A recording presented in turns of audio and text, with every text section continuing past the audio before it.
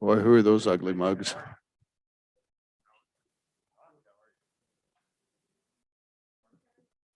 Okay, everybody, looks like we're live. So we'll call the 2021 first meeting of the Joint Interim Revenue Committee to order. And could we have a roll call, please? Senator Baldwin. Here. Senator James. Here. Excused. Here. Senator Pappas. Senator Schuler. Here. Representative Baker. Representative Gray. Here. Representative Hallinan. Here. Representative Henderson. Here. Representative Jennings. Here. Representative Roscoe. Here. Representative Sweeney. Here. Representative Yin. Here. Co-Chairman Harshman. Here. Co-Chairman Case. Present. We have a quorum. Thank you. Looks like we did pretty well. Ladies and gentlemen, the first item of our agenda is to adopt rules for the committee to work off of. And typically, if we don't adopt rules, there's a set of backup rules that apply. The one rule that it's kind of sensitive on the Senate side is that if we go with the backup rules, I believe that the House can be the chair and run the committee, take a coup. And I've seen that happen before, actually. If you all recall, Labor and Health used to run that way for a while, back in the old days. But so this is the chance for the House members to do a coup d'etat and install Chairman Harshman as the chairman for the entire committee, and then I wouldn't have anything to do all summer. So that would be not bad. But we can waive that if we want to share the co-chairmanship. And then there are a few other things we can adopt. Go ahead, Mr. Co-Chair.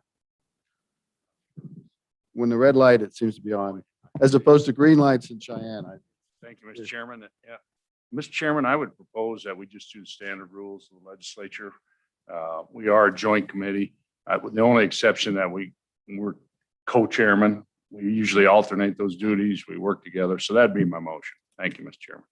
Any discussion on the motion? Representative Gray.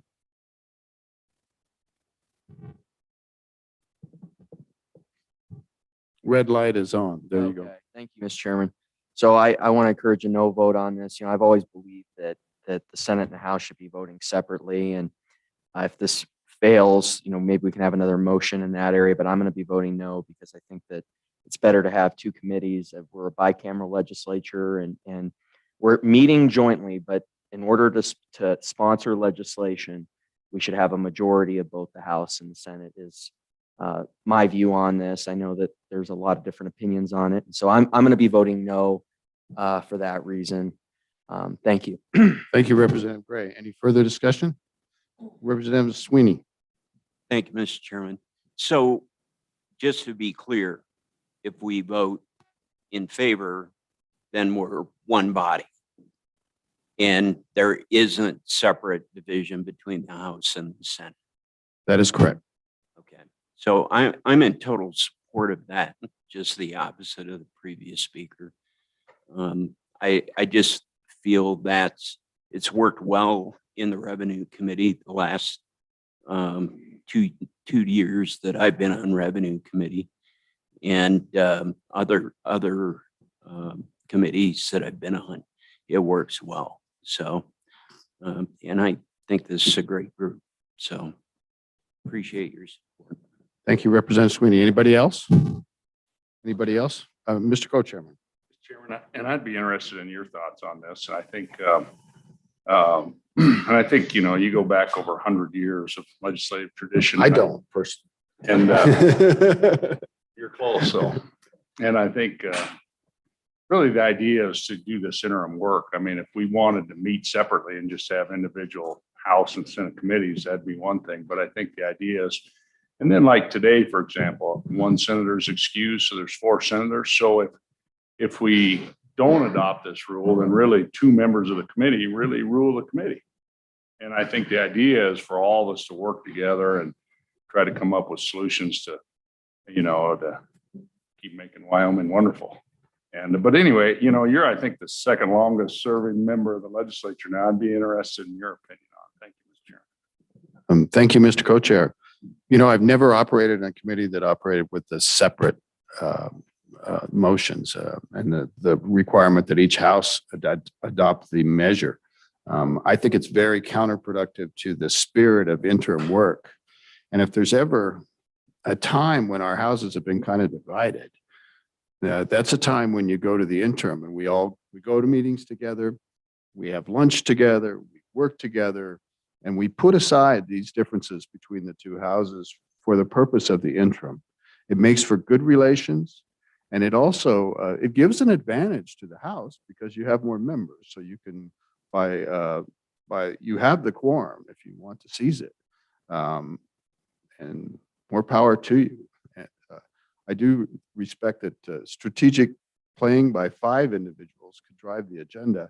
And I'm not sure that's all in the spirit of how we need to, heal up our wounds from the legislative session and move forward and make Wyoming better. So I also would support the motion. So, further discussion? Representative Gray. Thank you, Mr. Chairman. Just want to respond to a couple of those points. In joint judiciary, the last interim, we operated under the rules that both houses would, both chambers would vote separately for purposes of sponsoring legislation, and it worked fine. I mean, I think you're right that the general trend has been to go the other way, but we did test it in judiciary, and I can affirm that we have fine relationships with the senators, and I'm a member of the House, and it went fine. We could have lunch and enjoy our time together and also get the work done. It's just a question of it's a philosophical question, and for me, we're bicameral, and for purposes of sponsoring legislation, which is sort of the culminating act of the interim work, we should be voting separately, and we should have to attain majorities on that question. So that's why I'll be voting no. Thank you. Thank you. Small rebuttal. We are not 2 separate committees. We are the joint interim committee. We do not become 2 separate committees until the legislature convenes, either in a special or other session. So leave that out there. Ready for the question? All those in favor, please raise your hand. 4, 5, 6, 7, 8, 9, 10. All opposed, please raise your hand. I have 2 opposed. What other housekeeping matters do we need to take? That motion, by the way, has passed, which means we do not require separates from both houses to proceed forward, and we will share the chairmanship. Mr. Co-Chair. Mr. Chairman, I think it's just this issue really of remote participation, and I think by members. And I guess I want to talk about one other, as we come out of this pandemic, I think I personally think members should be here in order to participate. So I don't know if that's a chairman prerogative or if we want to make that part of our rules. The other little issue is really out-of-state participation remotely. And I think it's wonderful in Cheyenne where somebody from Cody doesn't have to brave the winter roads to participate. I'm not sure I want to hear from people in Ohio and West Virginia and Florida really getting in front of Wyoming people to testify to our committee. And so I don't know the answer to it, but I think we ought to think about it and talk about it a little bit. So that's why I bring it up, Mr. Chairman. Thank you. Okay. I didn't hear a motion in there, but let's have a discussion on the topic. The first would be whether members need to be present. Members need to be present to participate. Okay. Discussion on the motion. Representative Sweeney. Red light means on. In Cheyenne, you guys got to remember green light means on. So it's very difficult for us to change out in the field. Representative Sweeney. Not good with red lights. So, thank you, Mr. Chairman. So my only difficulty with that is if at some point in time there's an issue, and obviously it should be up to the chairman as far as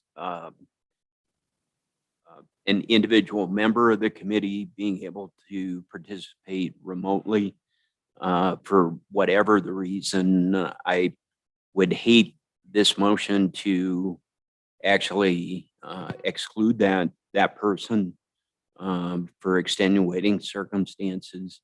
illness, whatever.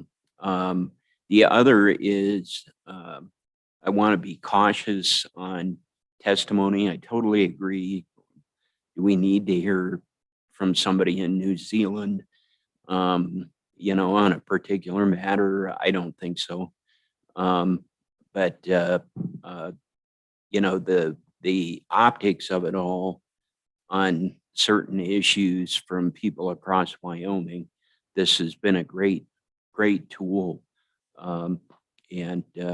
So I need further clarification on what the motion actually does. Mr. Co-Chairman, you want to provide any clarification? Mr. Chairman, the motion is just on member participation of the committee to be present to participate. Anybody else? Representative Jennings. So my question to this proposal is, we use the word participate, but we have people that give testimony, and we have members of this group, the legislators, that sometimes will give an explanation or will bring a bill or something that they want to go over. And so if we pass this saying no participation, then we have excluded those people here if they can't come. This was a big can of worms when we opened this up a year ago. And so I'd be fearful, I'd like to hear your answer to what are we going to do if we do the no participation, and they're the ones that's going to testify on something, because we all have some information or something on a bill that's being presented. Now you're going to exclude legislative members. So. Co-Chair. Mr. Chairman, and again, just to be clear, I'm talking about this committee, and participation means voting on proposals and taking part, just like we're doing now. And so that's really, as far as legislators, it'd be just like the public, as far as testifying on issues, those kind of things. But I'm talking about voting, making motions, amendments, those kind of things right here at this table. I think it's important to be present, to be a part of that. So if I'm gone tomorrow, I shouldn't be able to be driving down the road. My proposal would not allow me to drive down the road and vote on if I'm not here. So that's really the proposal. Thank you, Mr. Chairman. Thank you. Representative Jennings. Thank you, Mr. Chairman, but I think in the proposal, we're saying participation. So I think that wording would preclude. Now, I hear what you're saying about the voting, and I would tend to agree with that. But the proposal says no participation. So if they had information on something that a bill that we're going to work on, and they wanted to be able to call in, and we passed this motion the way it is of no participation, and they were the one that was wanting to bring forth information. So I think our wording would need to be a little different so that we didn't preclude them from testimony. Mr. Chairman, thank you.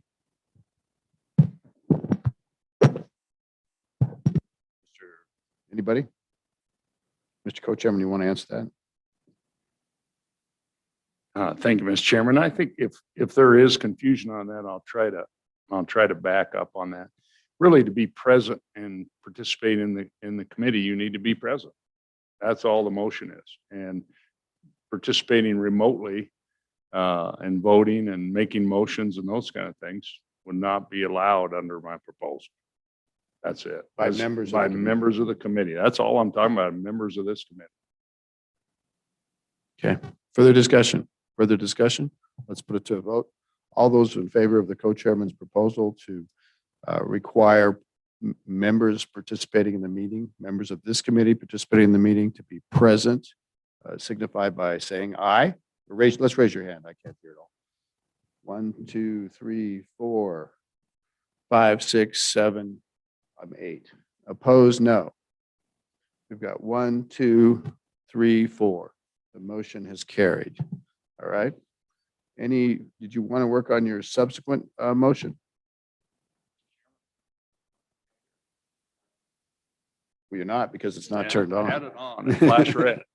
Thank you, Mr. Chairman. I don't want to monopolize the time here, but I think this issue of out-of-state remote participation testimony to the committee, I would like to somehow, when we register folks, that those folks be put in last in line And that if we've taken care of every Wyoming resident here with us today, present, and those who want to testify from a remote location in Wyoming, great. And if we've got time to take somebody from New Zealand or Ohio or wherever, great. But I think there ought to be I noticed that during the legislative session.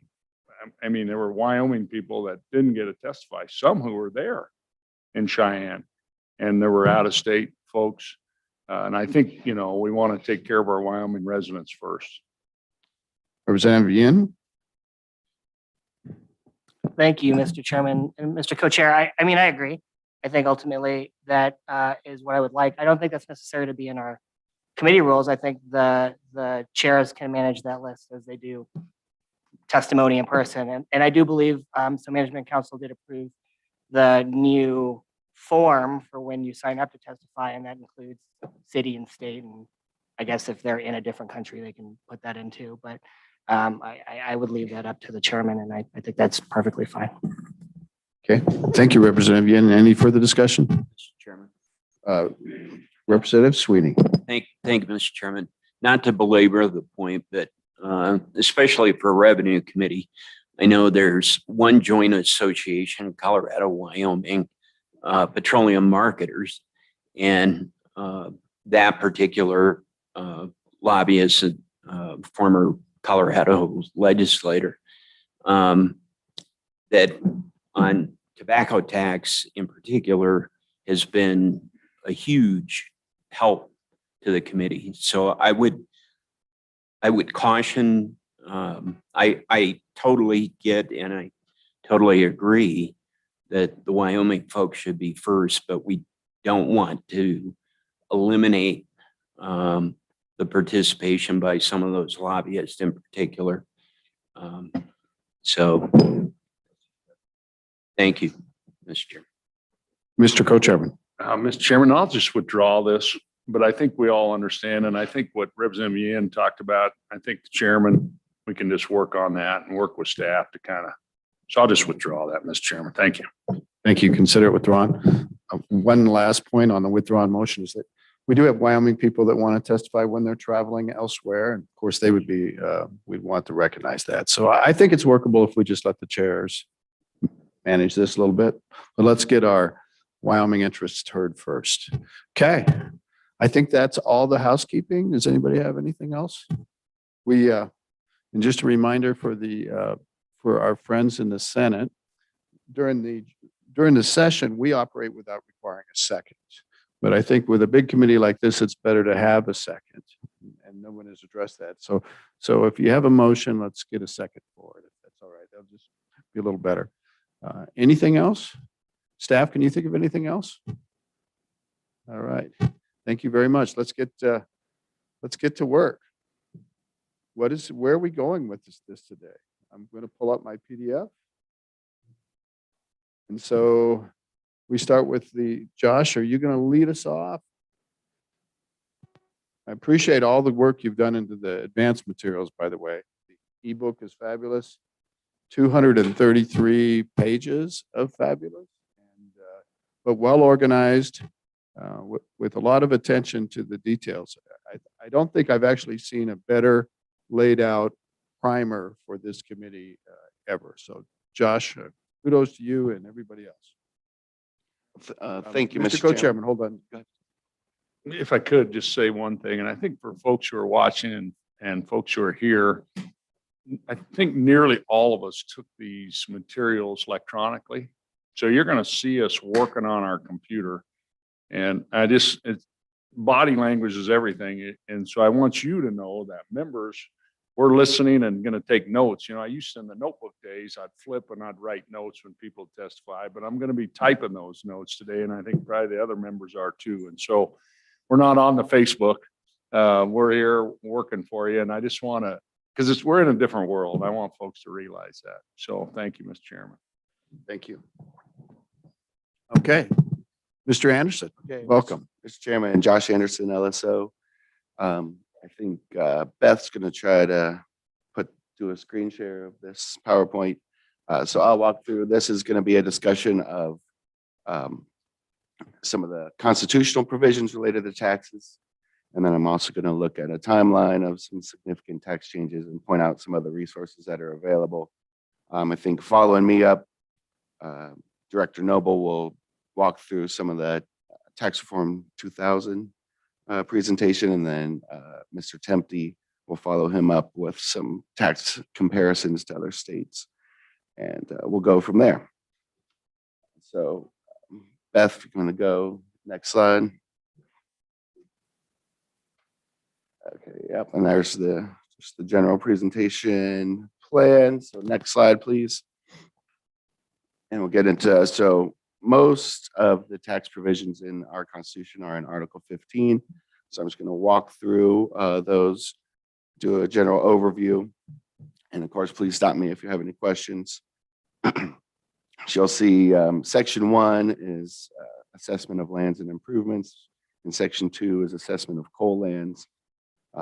So you can see, and as we'll see later, property tax was implemented at statehood, and so most of these constitutional provisions are related to the property tax.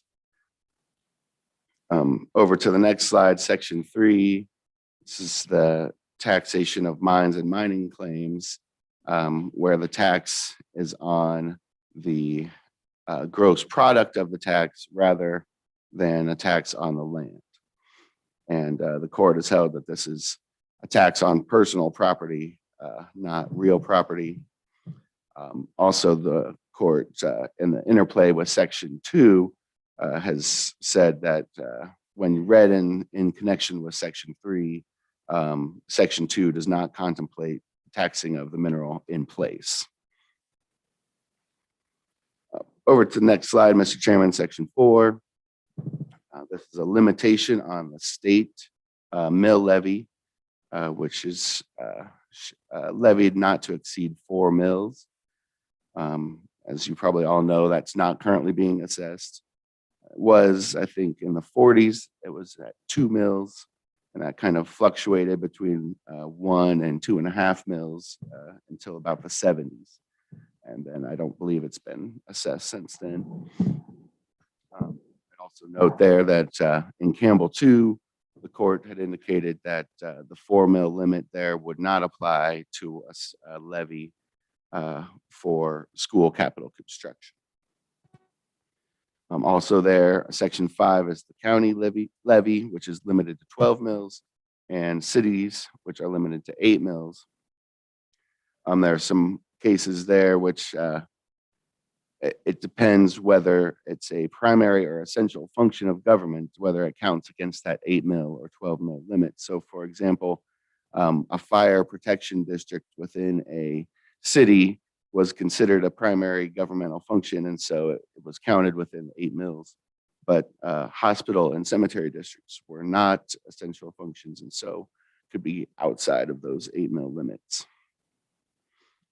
Mr. Chairman, there's a couple sections here that I didn't include in the presentation, but I'll just tell you what those were. Not that they're not important, but just they generally don't have an impact on the work of this committee. So Section 7 is depositories for public monies, which requires funds to be deposited in a national bank or a bank incorporated in Wyoming. Section 8, which prohibits profit making from public funds and makes that a felony. Section 9 requires the legislature to provide for the State Board of Equalization, so that is a constitutionally required entity.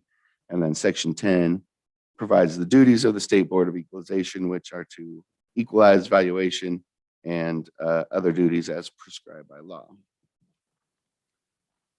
Over to the next page, Section 11.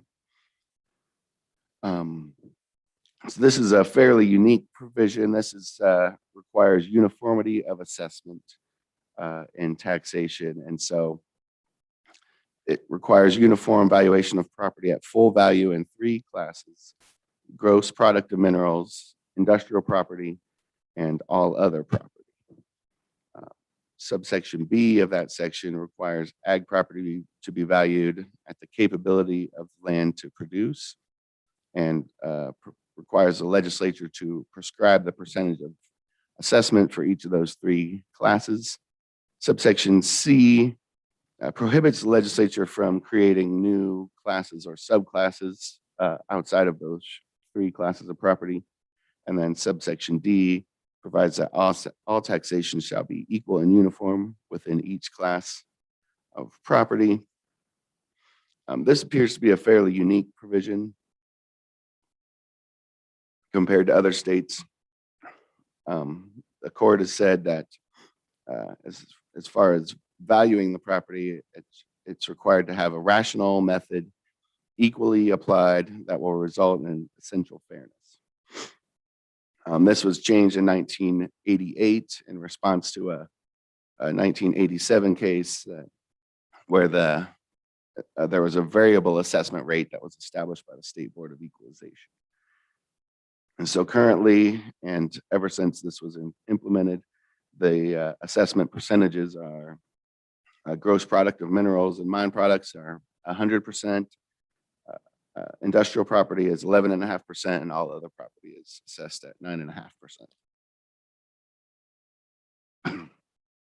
Mr. Chairman, next page, section 12, this is exemptions from taxation.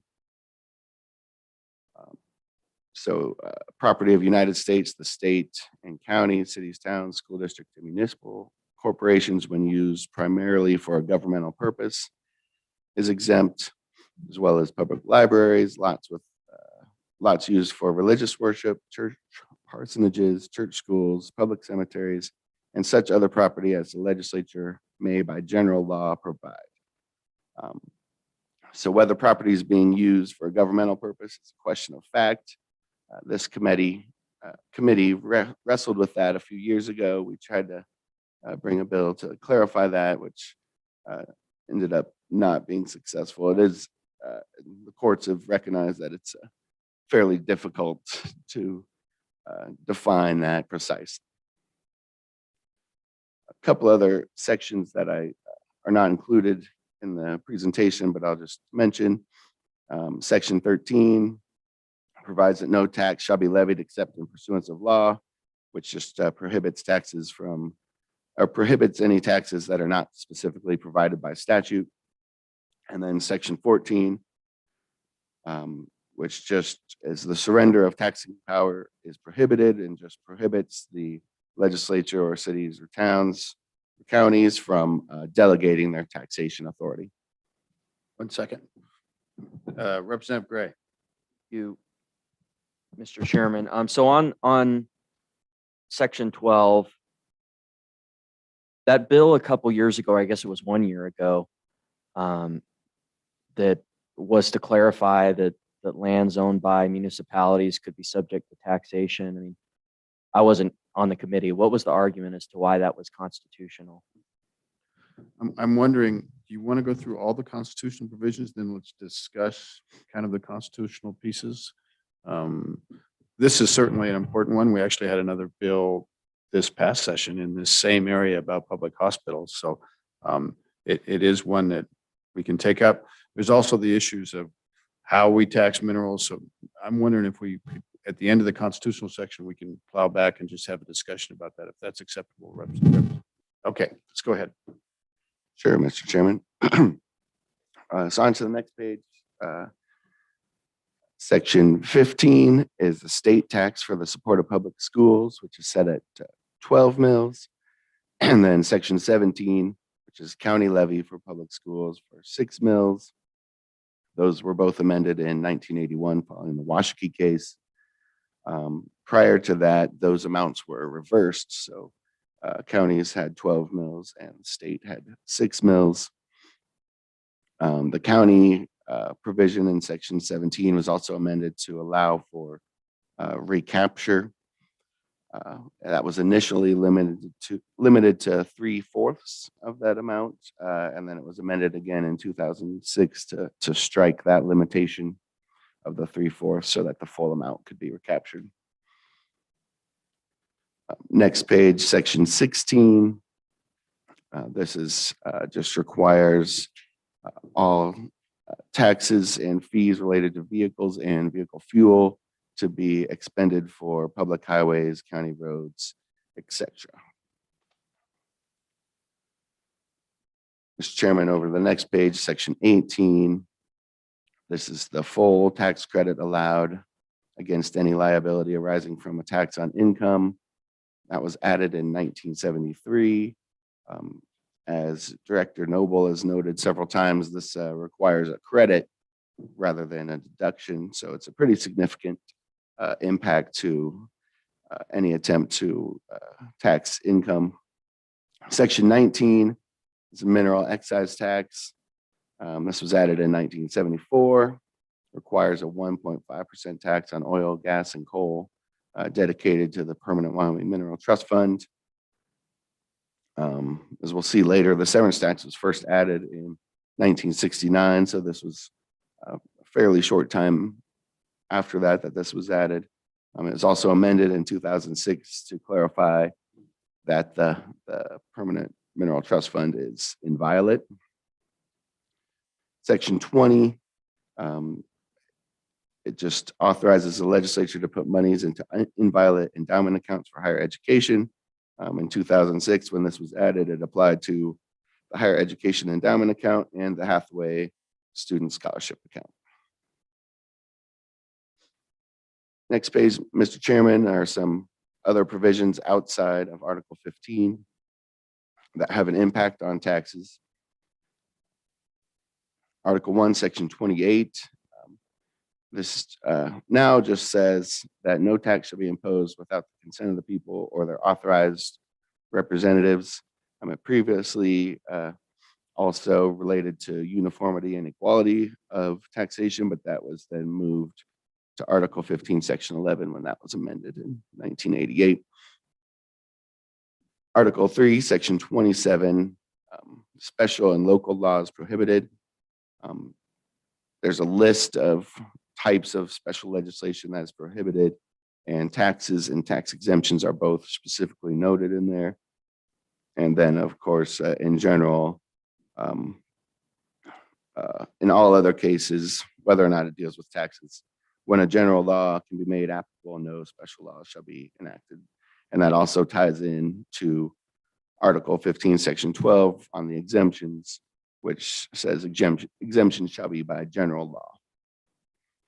Then finally, Mr. Chairman, Article 3, Section 33, origin of revenue bills. All bills for raising revenue shall originate in the House of Representatives. In my history with LSO, there was a time when the opinion of the Attorney General was that applied to bills that would decrease taxes as well. They've since kind of walked that back. But in any case, it's important that tax bills start in the House. Next page, Mr. Chairman, Article 7, Section 9, taxation for schools, which requires the legislature to make such further provision by taxation to maintain a thorough and efficient system of public schools. This was one of the provisions that was, of course, at issue in the Campbell and Washakie cases. You see the ages are between 6 and 21 years. So the courts have held that did not means the state's not required to provide a preschool education and no educational services past 21. Next page, Mr. Chairman, equal protection or some other constitutional considerations. These are primarily federal that have an impact on what the state can do related to taxes. So equal protection, which is in both the Wyoming Constitution and the United States Constitution, and then the Interstate Commerce Clause, which gives Congress the power to regulate commerce. The U.S. Supreme Court has held that state laws that violate the Commerce Clause, or state laws violate the Commerce Clause if they mandate differential treatment between in-state and out-of-state economic interests. Next up, Mr. Chairman, is just a timeline of some of the major tax changes in Wyoming. You can see the property tax was instituted before statehood in the territorial laws, going back at least to 1876. The sales tax was implemented in 1937 at 2%. was increased in 65 to 2.5%, and then 67 to 3%. In 1969, the severance tax was implemented. In 1989, in response to the 1988 constitutional amendment providing for 3 classes, the current property tax assessment rates were set. And then in 1993, the sales tax was increased to 4%.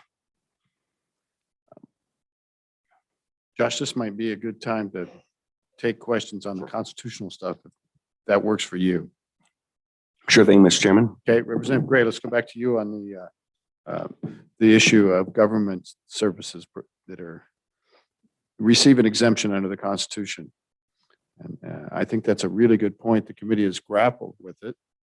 You certainly find activities of government that aren't what we would call a government function, and they do receive the tax exemption, or frequently they do. And it's always kind of a wrestle with that. We did have a bill. I think the Department of Revenue actually helped us to develop a bill. Brenda Arnold there was really helpful. And this was 2 years ago. I think the bill made it into did it fail in the Senate? I can't remember what happened to that bill. Does anybody remember? I don't recall. I don't know, but it sort of gets at the point of whether those tax exemptions rely to something that is the purpose of government or anything that government wants to do. So I've wallowed in that space as well, and had a deal about hospitals that have out of their district operations in other counties, and whether that should be taxable or not. I'd like to keep exploring that. And so I think that's a really good point. When we talk about taking on exemptions this year, this is one exemption. It's constitutional, and it's related to property tax. But it is, I think, fair game for our exemption play. Another thing about the Constitution that I think is notable is with respect to mineral taxes. And you wonder why do we tax minerals the way we do? The Constitution actually prevents us from assessing a property tax on the in situ minerals.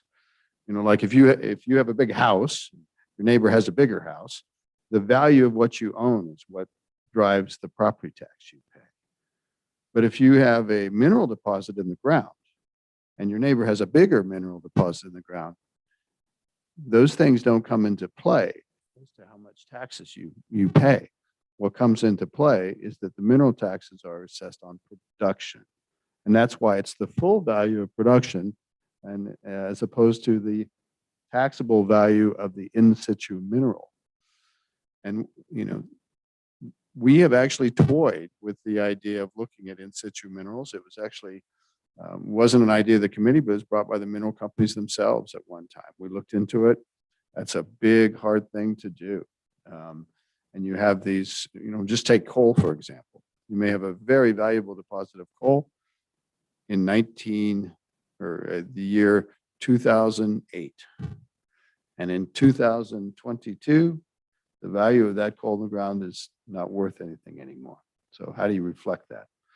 That seems to be one reason why charging the assessment, the property tax or the ad valorem tax based on production makes a lot of sense when you get down to it.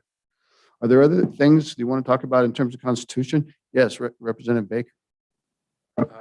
Thank you, Mr. Chairman. I have two Might questions. pull that close. It seems. Okay. Sorry about that. I have 2 questions for you, Josh. One hopefully can be yes or no.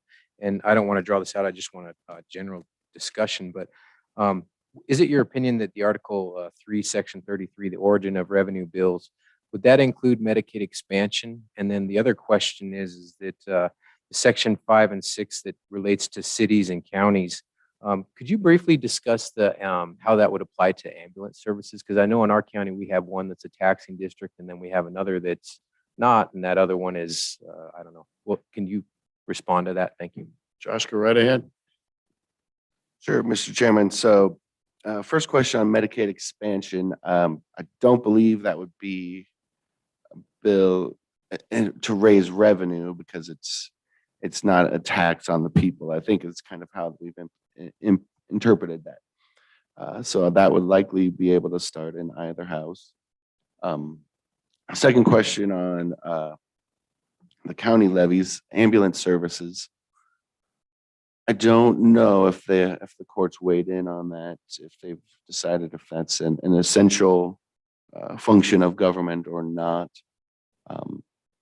And of course, there can be differences between cities and counties as to what services a county's required to provide and what service a city is expected or required to provide. So I'd have to look into that a little more, Mr. Chairman. Thank you, Josh. Maybe we could do that. I also remember a flavor of the argument with respect to whether a special district's revenues or the cap on special districts comes under the cap of the underlying government, such as the 8 mills of the city or the 12 mills of the county. It also relates to the way those boundaries are drawn in kind of a practical sense. But the courts have ruled both ways. This revenue committee had a subcommittee on special districts one time. You never want to do that again. If you ever get a chance, run away from it.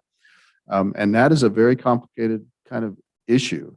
A lot of court cases surrounded fire protection districts and where those boundaries were and whether that constituted the cap or not. I wish they did come under the cap. We'd be more realistic, but it seems in the end, special districts are a way to get around the caps for the counties and the cities, pretty much. But Mr. Co-Chairman and then Representative Henderson. Thank you, Mr. Chairman. Just Josh, question. We talked about those 4 state mills last time. That any of those were actually instituted was the 1970s, was the note I wrote. Had 2 mills. So those have not, isn't there also during school reform, and maybe is when the 12 and the 6 were flipped, weren't there optional district mills? Was it 1, 2, or 3 mills that were taken out? I mean, every school district at that time used them, but then those were taken away. As maybe give us a history on that. Josh, if you can. Mr. Chairman, I probably need Mr. Wilmarth here to do that justice. But I do recall that there were those optional mills, and I don't know if those were statutory. I don't know if I believe that was just a statutory mill and not part of the constitutional 12 mills that got reduced to 6. But that could be, or it also could be possible that was included in that 12 mills, and maybe counties would do some on top of that. I'd have to look into it. I remember that what we did, we sort of grabbed the 6 mills and moved them up to the state, but never implemented.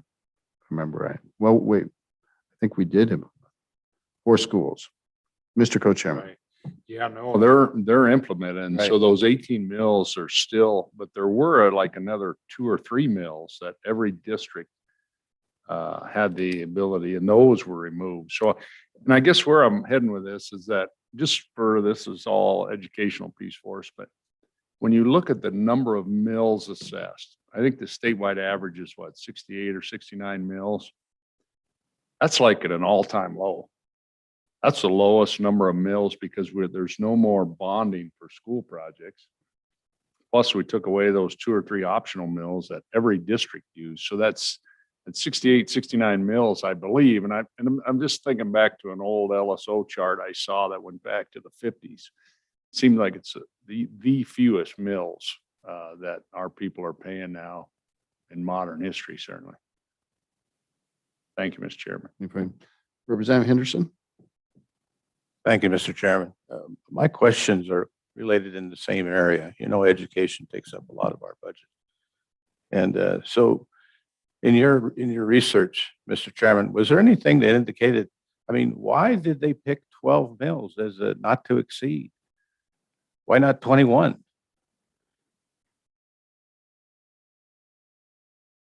Should never turn that off because Mr. Chairman, Representative Henderson, I did not see any reasoning with that other than previously it was the reverse. So it was 12 mills for the county and 6 for the state. They simply flipped that to 12 for the state and 6 for the county. So they kept the total the same. Where they came up with those numbers to start with, I did not see any information on. Quick follow-up. go ahead. Thank you, Mr. Chairman. So do you see anything in the language or within the four corners of the Constitution which limits the legislature from adjusting the levies to address other aspects of education? So, Mr. Chairman, as we've kind of gone through, there are certainly certain mills that are specified in the Constitution. So the 4 mills for the state, the 12 mills for education. The court in Campbell 2 decision did say that those limits wouldn't apply to school capital construction. That wasn't a question directly before the court at that time, but it was something that they did specifically lay out that those limits would not apply to school CapCon. So the legislature would, at least from that case, appear to be free to do a mill at whatever level they determine necessary. Thank you, Mr. Thank you, Chairman. Josh. One final question, sir. Okay, one more. And then this has to do with the valuation. It says specifically assessed valuation, and most counties use market valuation. So, I mean, is there anything that you see in there that drives us, helps us to understand what led them to put assessed valuation in there? Mr. Anderson. Mr. Chairman, the legislature is supposed to be valued at full value. And then the assessment rate is prescribed by the legislature as well. I believe in 2006, as I noted, the court said that the valuation method is supposed to be a rational method equally applied that results in essential fairness. Okay, back to Dr. Hallinan. Thank you, Mr. Chairman. Josh, on section 2, it says the assessment of coal lands. All coal lands in the state from which coal is not being mined shall be listed for assessment, valued for taxation, and assessed according to value. Is that an exception to what other kinds of mineral lands are taxed? So, Mr. Chairman, Representative Hallinan, the court has interpreted that in conjunction with section 3 to just require a tax on the mineral when it's produced. And so they've read that section 2 does not require the taxing of the mineral in place for coal. Go ahead, Doctor. I think I have another question. It says that it will be taxed if it's not being mined. Is that the case now? Is it being taxed if not being mined? Mr. Anderson. Do not believe so, Mr. Chairman. It's just taxed on production like any other mineral. Thank you. Anybody else? Let's see. Let's go to Senator Schuler. Joint Committee Member Schuler. Let's just do that. It'd be a Thank you, lot Mr. easier. Chairman. I had a question on section 11. And basically, I'm kind of wondering just what the history is on how we tax ag property, and kind of wondering how we compare with some of the other states around us with where our assessment is, our taxation rate. If you could give me some information on that, I'd appreciate it. Thank you. Go ahead, Josh. Mr. Chairman, Senator Schuler, I do not know how we compare to other states, and I don't know if that's in any of our materials, but we can certainly look into that.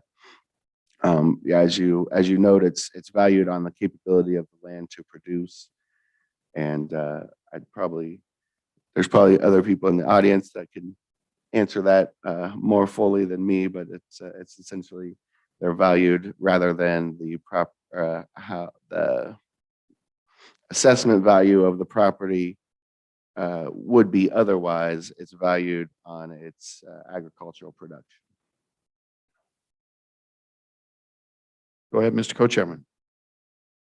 Mr. Chairman, Josh, how much of the land in Wyoming is categorized as agriculture land? I've heard a number, it's over 90% of the land. Mr. Chairman, I don't know that I know that. know if Director Noble or if anyone else has that. I don't see an assessor here, so. They Yeah, know. but we could definitely get that for you, Mr. Chairman. Of course, that doesn't mean the improvements on the land. I mean, there's wiggle room in there if you think a little bit. Um, You know, that does mean the production value of the crops or livestock or what have you, but it doesn't mean everything. And I hope the committee will explore that. Anybody else? How about if we, at this time, oh, Representative Gregg, we'll get you, and then I think we'll go to the waiting room, and then we'll hear comments from the floor, and we'll move on. Thank you, Mr. Chairman. I was wondering what the legislative history is on the 1993 sales tax, 4%. Was there a fiscal crisis? What was the legislative history on that? I might handle that, Josh, if you don't mind. I was actually here. That was my first year. Yes, there was a fiscal crisis. We put in the 4-cent tax.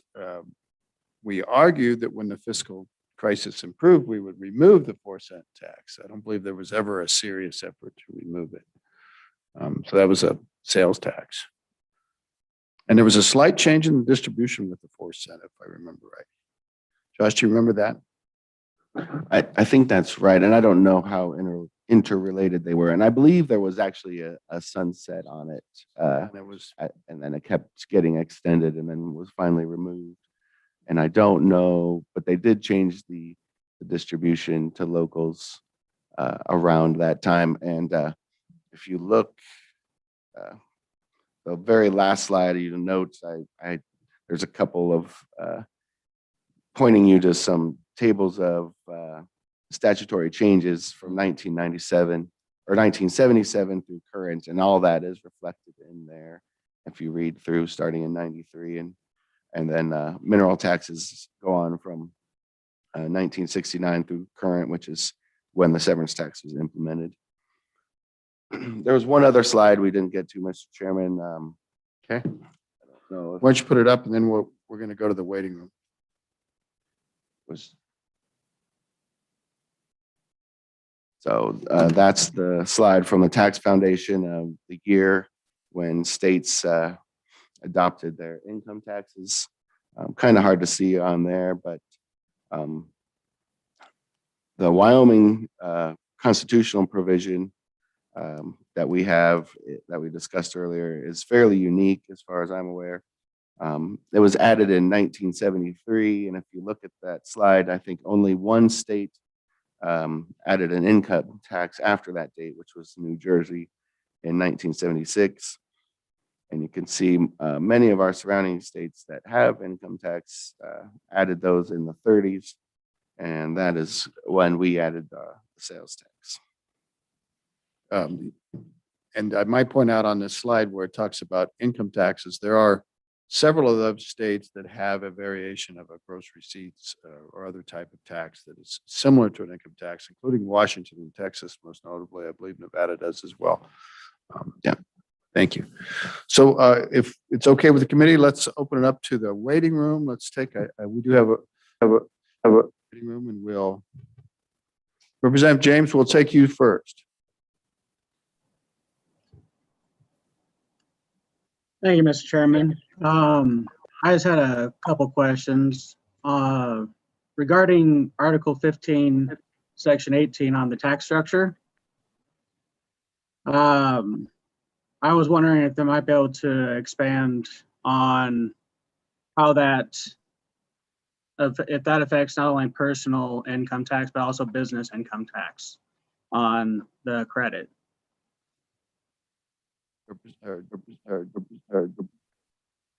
Yeah, Mr. Chairman, Senator James, yes, the way it's written is pretty broad. So it's any liability arising from a tax on income. So I believe that would apply to both the personal income tax and a corporate income tax. Thank you. Did you have a follow-up? Yes, I did. With Article 7, Section 9, when it says or otherwise, that seems also pretty broad. I was wondering if you might be able to expand on that as well, because I would like to explore the or otherwise instead of just looking at taxes when it comes to funding education. Could you give the reference again? It was the Article 7, Section 9. But it's the very first sentence. Mr. Anderson, Mr. Anderson, Mr. Anderson. Mr. Chairman, yeah, no, the court, in the Campbell decisions, looking at that section as well as some of the other sections in Article 7, they defined a pretty broad duty on the legislature to provide for schools. The manner in which the legislature accomplishes that, I think, is totally up to the legislature. So, yeah, it definitely says by taxation or otherwise. The court has interpreted that as, the legislature has wide power to do that in whichever way they see fit, as long as they're providing for the schools. Okay. Is there anybody else in the waiting room that wants to Present. ask a question? Okay. And is there I just anybody have else in one- the audience who wants to weigh in on these? I just have one points? more, Mr. Chairman. All right, let's go. Well, All right, Mr. let's go. Chairman, Mr. Chairman, I have one more question. I have one. Senator James, you had something else? Yeah, I have one I more don't- question. With the interstate commerce clause, what happens if the states don't enforce that interstate commerce clause? Mr. Anderson, Mr. Anderson, Mr. Anderson, Mr. Anderson, Mr.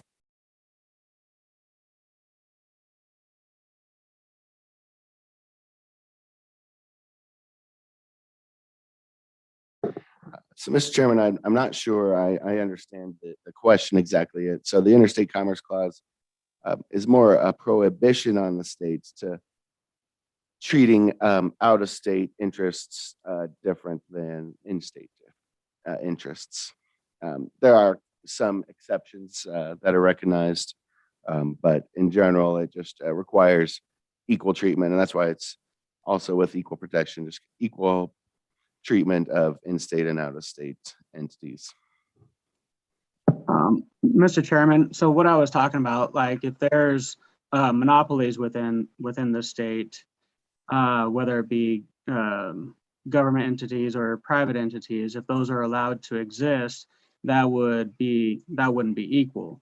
So if that interstate commerce clause is not enforced, then how would that apply? Senator James, I'm not understanding your question in the sense that one state could have a monopoly on something and another state not on economic activity within the state. And you were saying that should come under the Commerce Clause? Right, because what's happening, like for instance, with our we have monopolies under the within our energy sector. We also have monopolies on our railroad. So with private sector and energy, we have some monopolies in those areas. And that prevents a lot of different commerce from coming in. And so I'm just wondering if we're not doing our job per our Constitution, then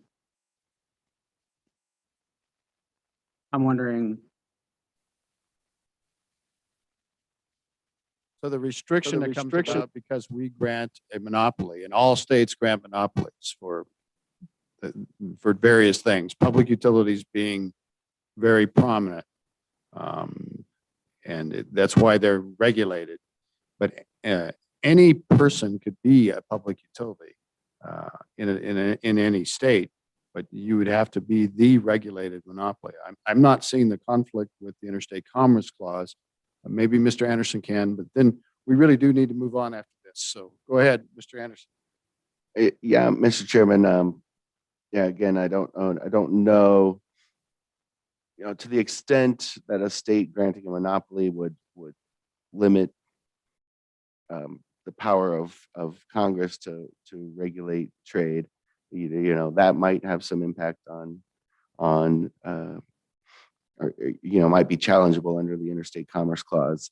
I haven't looked into that line of type of cases. I can certainly do some looking into that if that's the direction of the committee. Okay, thank you for that. Let's move on to the other resources. Who's going to handle that? Is that going to be Dean? So, Mr. Chairman, I guess on this thing, the other resources were I sent you those two tables that our office has maintained going back to 1977 and 1969. So if you do have questions on any specific changes, we can that's a good starting location. It looks like we got a question. Mr. Co-Chairman. Really going back to Representative Gray asked that question about that 4 cent. And just thinking about, there were a couple extensions to that. And so I looked through your table and found them in 97 in a special session that was extended. And then it was due to expire in 02 and was made permanent in 2000. And then in 02, that local distribution was moved from 27 to 30%. Then my question, Mr. Chairman, it wouldn't be for today, but maybe and thinking about these exemptions and all that, but particularly on the first part of this, where the minerals, we've done so many, I've run those bills, we've all ran bills and maybe to, in a one pager and a time away from now, but to kind of summarize what's still out there. What little exemptions on severance or sales or completions or deepening wells and that stuff that's still out there. It's hard to kind of pick it out of there, but that's for a later time. Thank you, Mr. Chairman. Sure, happy to do that, Mr. Chairman. Thank you. Any other comments on the table, questions on the table, or the following table? And there's a lot of history. I think that's what's frustrating for the Department of Revenue and our colleagues in the lobby. They come back to this committee and we plow the same ground almost every interim. And I think that is probably troubling to them, but we change. And we're a new committee, we're a new chairman. And so I think it's good to review this and devote this day to this. I think it was a good idea. So thank you, Josh. She's up on deck next, the Department of Revenue, I take it. Mr. Dan Noble, welcome to Riverton, Wyoming. Have you ever been here before? Morning, Mr. Chairman. Dan Noble, Director of Department of Revenue. I have been here a time or two. Hometown boy makes good. This is Dan's hometown. So Kind of nice. Actually, Lander is my hometown. I was born in even better. Born in Lander, raised in Riverton. And if any of you remember Representative Harry Tipton, he delivered me so into this world. So. I actually had his partner, Paul Holtz, who delivered me. So he was older than Harry. You got the new guy. Anyway, go ahead, Dan. Welcome. Thank you, Mr. Chairman, members of the committee. Thank you for allowing us to be here today. I'm going to probably give you the 30,000-foot level of, I guess, my first task, which was to talk about the Tax Reform 2000 Committee and what happened during that committee, the outcome. The committee started as part of the 1997 legislative session, comprised of 3 members of each house and 5 members of the public. The task was to look at our current tax structure, determine where there might be areas of improvement, and recommend those as part of a study. The first task, obviously, was to identify the areas where there are issues. And probably the biggest issues was our tax structure is unstable. We base probably, well, in some instances, more than half of our economy on the price of a commodity. And that creates some issues when you're talking about volatile pricing of things like oil, gas, and coal, and particularly oil and gas, very, very volatile. I think there was concern about the tax structure being equitable. The sales tax by its very nature, depending on how it's imposed, can be regressive in the way it treats taxpayers. Regressive meaning that it takes a larger percentage of your income when you are a person in a lower tax brackets than it does when you're in the upper tax brackets. And that was a major concern. I think there was a little bit of a concern about balance. A majority of our taxes are paid by the mineral industry, and I think that's something that creates its own set of demons. I mean, you start off with a tax structure that would normally be stable, but because of the fact that it's so volatile, it creates some imbalance in that respect. As far as the amount of tax that is imposed by the state of Wyoming, we are second on a per capita basis in the nation at that time. But the majority of that was borne by the mineral industry. If you look at our tax structure outside of the mineral industry, we are the second lowest tax burden in the entire country for a family of four. I think Wyoming, one of the things that creates problems for us as it relates to our size of government and our size of the cost of education is the fact that we have a small population, but yet you still have the same set of needs that a large population would. So the economies of scale create some of the issues, and I think there was some concern raised by that.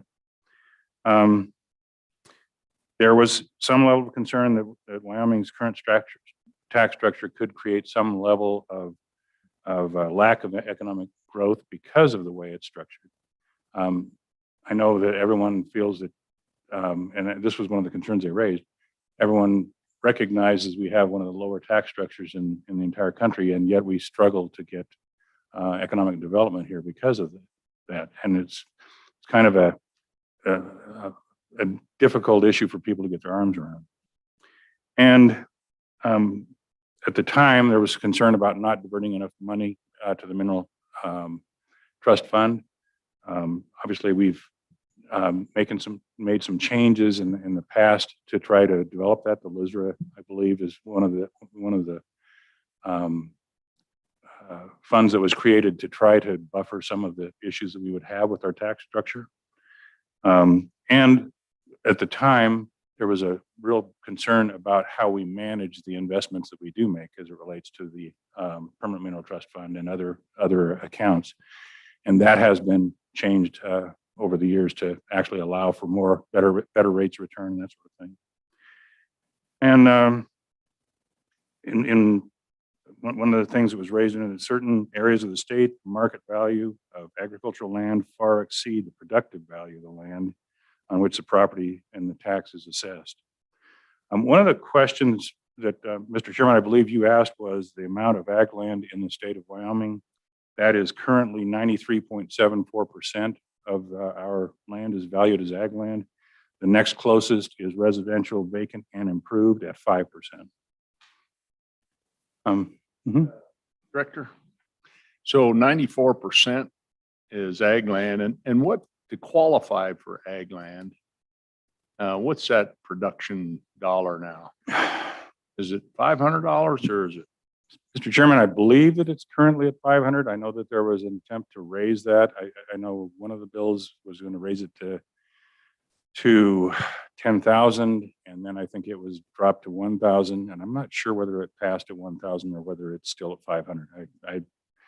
I'd have to review that, but I can certainly get you the answer for it. So if you have 160 acres and you have one cow sell and you make $500, you can get the ag exemption. Mr. Chairman, that as it currently is structured, yes, that's correct. Okay. Thank you. Any questions? I think I'm kind of going to go through the rest of these rather quickly as it relates to the issues that were described by the Tax Reform 2000 Committee. I think this is something that we faced. This is the reason for reviewing this, is because it's saying that the future revenue streams may not be adequate to fund the services provided by the state and local governments. That's very similar to what we're looking at today.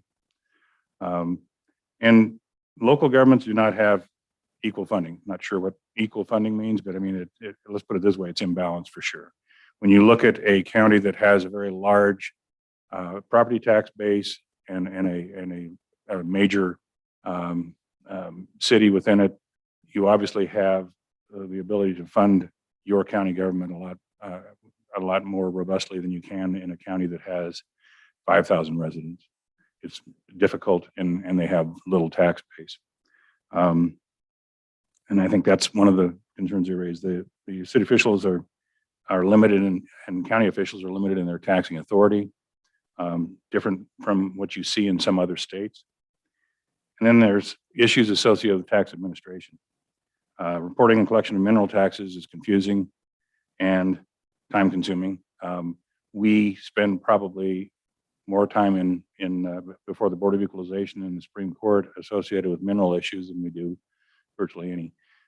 That's gotten better, believe me. In the 23 years I've been here, it has gotten much better, but it is still an issue that we need to deal with. The change to monthly payment of ad valorem taxes is going to add yet another level of complexity, not only at the state level, but at the county level for getting these dollars to the right place in the fashion that it needs to be.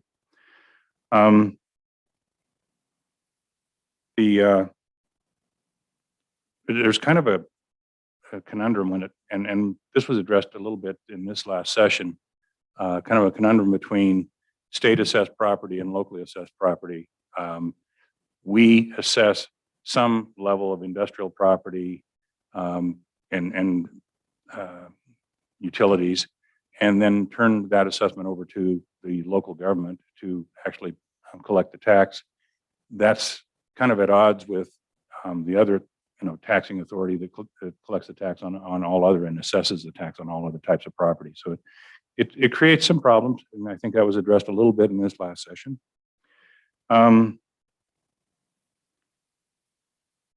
I think one of the concerns also is raised that whether assessment practices vary from county to county.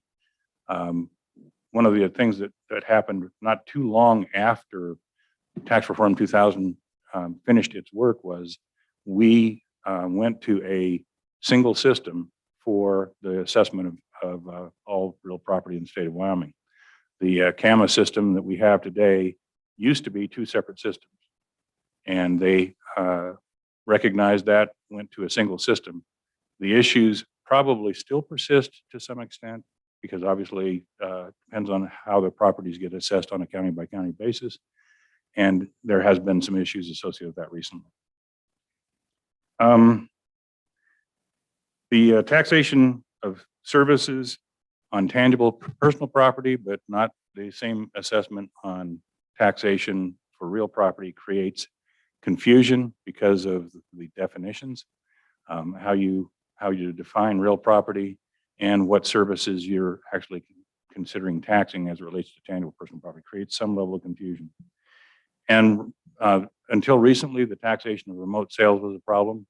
Not long after the Tax Reform 2000 committee was formed, Wyoming became a member of the Streamlined Sales Tax Agreement, and we, I guess within the last 3 years, won a court case before the Supreme Court that now allows us to begin assessing use taxes on remote sales, and it has been an extremely beneficial outcome for the state of Wyoming. We are now collecting a lot more of the taxes that were due on remote sales. One of the things that came out of this committee is how do you create a balanced, and this, they did a lot of research on this to try to figure out how do you create a balanced tax structure for a state. And they referred to it as we're missing one of the legs of a three-legged stool. We tax assets, we tax consumption, but we do not tax income. And I think that was one of the major recommendations that came out of Tax Reform 2000 was to add that third leg of the stool in order to balance taxation. The committee recommended that we make the 4th cent permanent. It did become permanent not too long after this recommendation was made.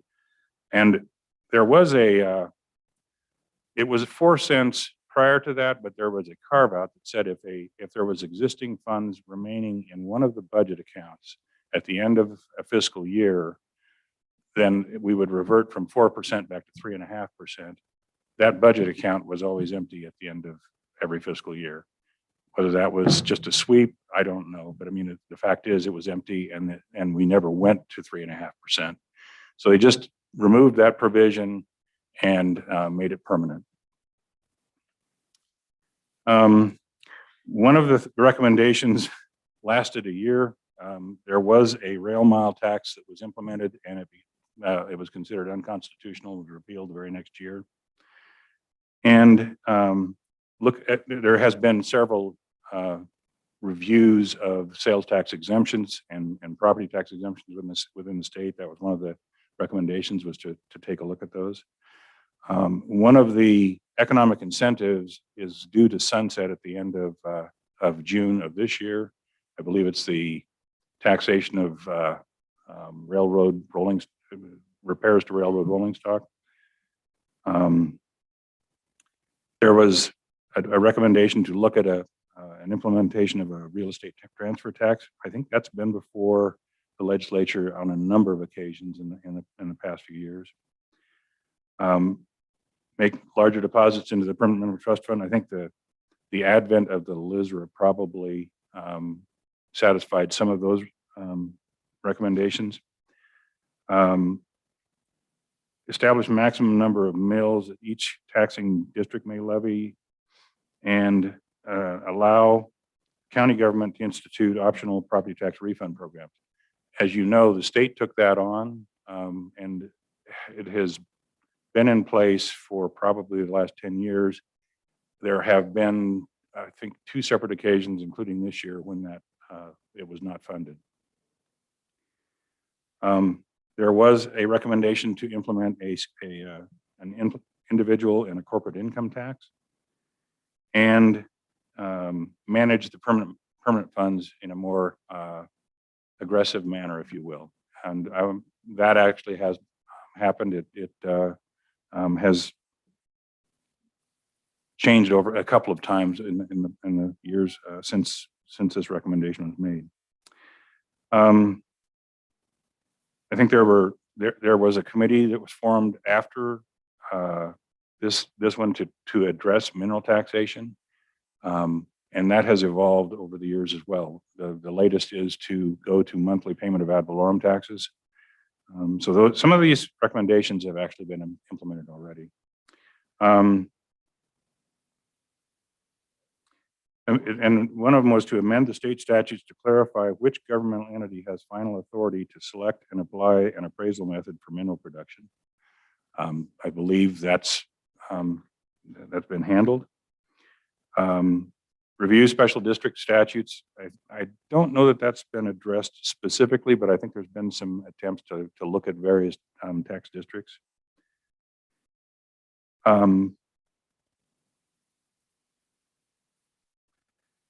Encourage stricter compliance with the enforcement of the use tax statutes. The streamlined sales tax project, I believe, in its function, has done just that and has been successful. There was a recommendation to increase the state sales tax, assess the 4 mill statewide property tax levy, or an increase in the number of mills applied by school districts. And I believe there's been some bills out there to do that as it relates to increasing the levies. They looked at increasing the mineral servants tax, and the issue was that it would further burden the mineral industry. And there was, I believe, at one point, a bill to look at a gross receipts tax for the state of Wyoming. It failed. And I guess one of the things to look at with the gross receipts tax and how it differs, I believe that Chairman Case had pointed out that, like the state of Washington, Nevada, Texas, Ohio has it, and there are a couple of others, I believe, that have a gross receipts tax. The issue with it is that it is a tax on your receipts, not on your income. So whether you earn an income or not, this tax applies. It happens over and above anything else. It's that obviously it's a relatively difficult tax to administer, mainly because in an attempt to try to look at what is reasonable for each industry, those rates vary by industry. So you may look at a 1% gross receipts tax on one type of industry that has a high gross profit margin, and you may look at something like a retail store that operates on very slim margins, such as a grocery store or something like that, and have a very different rate. I think that creates obviously some equity issues, but it also creates a very difficult implementation of the tax. Doesn't mean it can't happen, but it is one of the things that they looked at and did not recommend at that point. There was a You had a question. Okay, keep going. they looked at an employment head tax. I believe that, I'm trying to think if it's New Mexico or Arizona, I believe has a head tax. Did not consider, because it's regressive for lower paid employees. Electric generation tax, we have a version of that as it relates to wind energy. I think what they were looking at the time, as I recall, was a taxation associated with all electricity generated in the state at that point. And they recommended a statewide lodging tax, which actually has been implemented and is up and running at this point. Mr. Chairman, one of the things I would point to is that the Wyoming Taxpayers Association did a really good job of looking at the items associated with the Tax Reform 2000 Committee that have actually become law or have been acted on. And it's on their website if anybody's interested in a complete listing of all the things that have evolved over the years. But as it relates to the Tax Reform 2000 report, that's my testimony, and I'll certainly stand for any questions you may have. Okay. Any questions from the committee? Mr. Co-Chairman, we'll start with you. Thank you, Mr. Chairman. And Director, just back to the remote sales tax, and, really did that in a couple, as my memory, first passed it, then came back with, I don't know, it was kind of different, remote sellers or something. It was a different, and then we said you got to have 200 sales, I think, in the state, or $100,000. I was just wondering where that's at, and if that needs adjusted, or is that working like we thought? Mr. Noble. Maybe explain it to us all too. So, Mr. Chairman, Mr. Co-Chairman, the bill that was originally passed by you folks was kind of an outcropping of the Supreme Court decision. State of South Dakota approached the Supreme Court and said, we feel that we have created an environment which is simple enough for a taxpayer to be able to, regardless of where they're located, to be able to collect our tax on sales that they make into our state. And they created a threshold for that. It was, I believe, $100,000 in sales or 120 transactions. I'm unclear on the exact number, but it was a threshold that was created so as to when you were required to begin collecting that tax. Supreme Court ruled in favor of the state of South Dakota, which, as a streamlined state, the streamlined project was actually mentioned as part of the decision as something that where states have taken a lot of the burden off of retailers. Another part of the streamlined project, which you folks have been involved in since the beginning, is we utilize a service referred to as certified service providers. It is a network of, I guess I would call them accounting firms that actually set up a mechanism to collect the tax and calculate the tax and actually remit the tax to the states based on any remote sales that the vendors are offering. All you got to do is sign up with them, and we actually cover the cost of that as part of the tax collected. And so what happens is every transaction that comes through a retailer, like let's just say eBay or any of those people, if they use a service provider, at the time that the transaction is occurring, their service provider provides them with the tax rate that is required to be paid, okay, in that particular jurisdiction based on where it's going to be delivered. And that tax rate is then accounted for by the CSP. They issue a tax return at the end of the month, and then the taxpayer pays the amount based on that return into each of the states where they're doing these types of transactions. There are 24 states, I believe, in the union that are members of the Streamlined Sales Tax Agreement, and they all have access to that network of service providers. That's one of the things that we have done in order to minimize the burden on retailers that sell into our state. That's kind of the first legislation that was passed.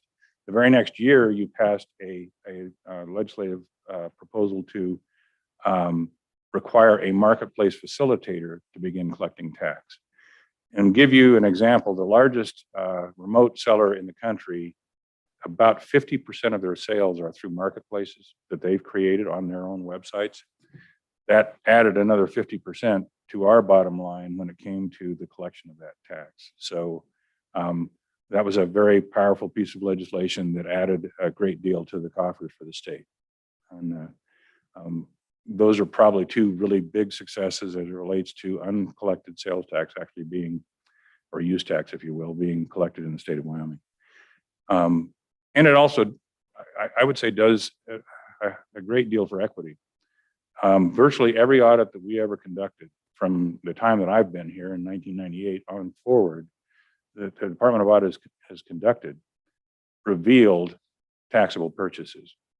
Whenever they taxed a company, the first place you looked was at purchases because remote sales were going untaxed at that point in time. And we captured those in audits. Now you're subject to penalty and interest associated with it. And it just wasn't a very, let's put it this way, it's a surprise to small taxpayers when they realize they have that obligation. And rather than paying it at the time of the transaction, you pay it at the end of a 3-year audit. And now it's a big dollar number instead of a few dollars here and there. But that's, I think, one of the big successes that came out of streamlined sales tax.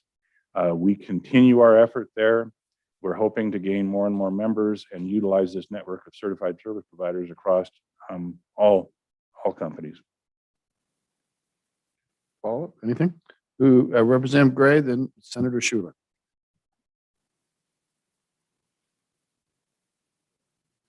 You go, I call on you first. Thank you, Mr. Chairman. Mr. Noble, I got a couple questions on the Tax 2000 deal.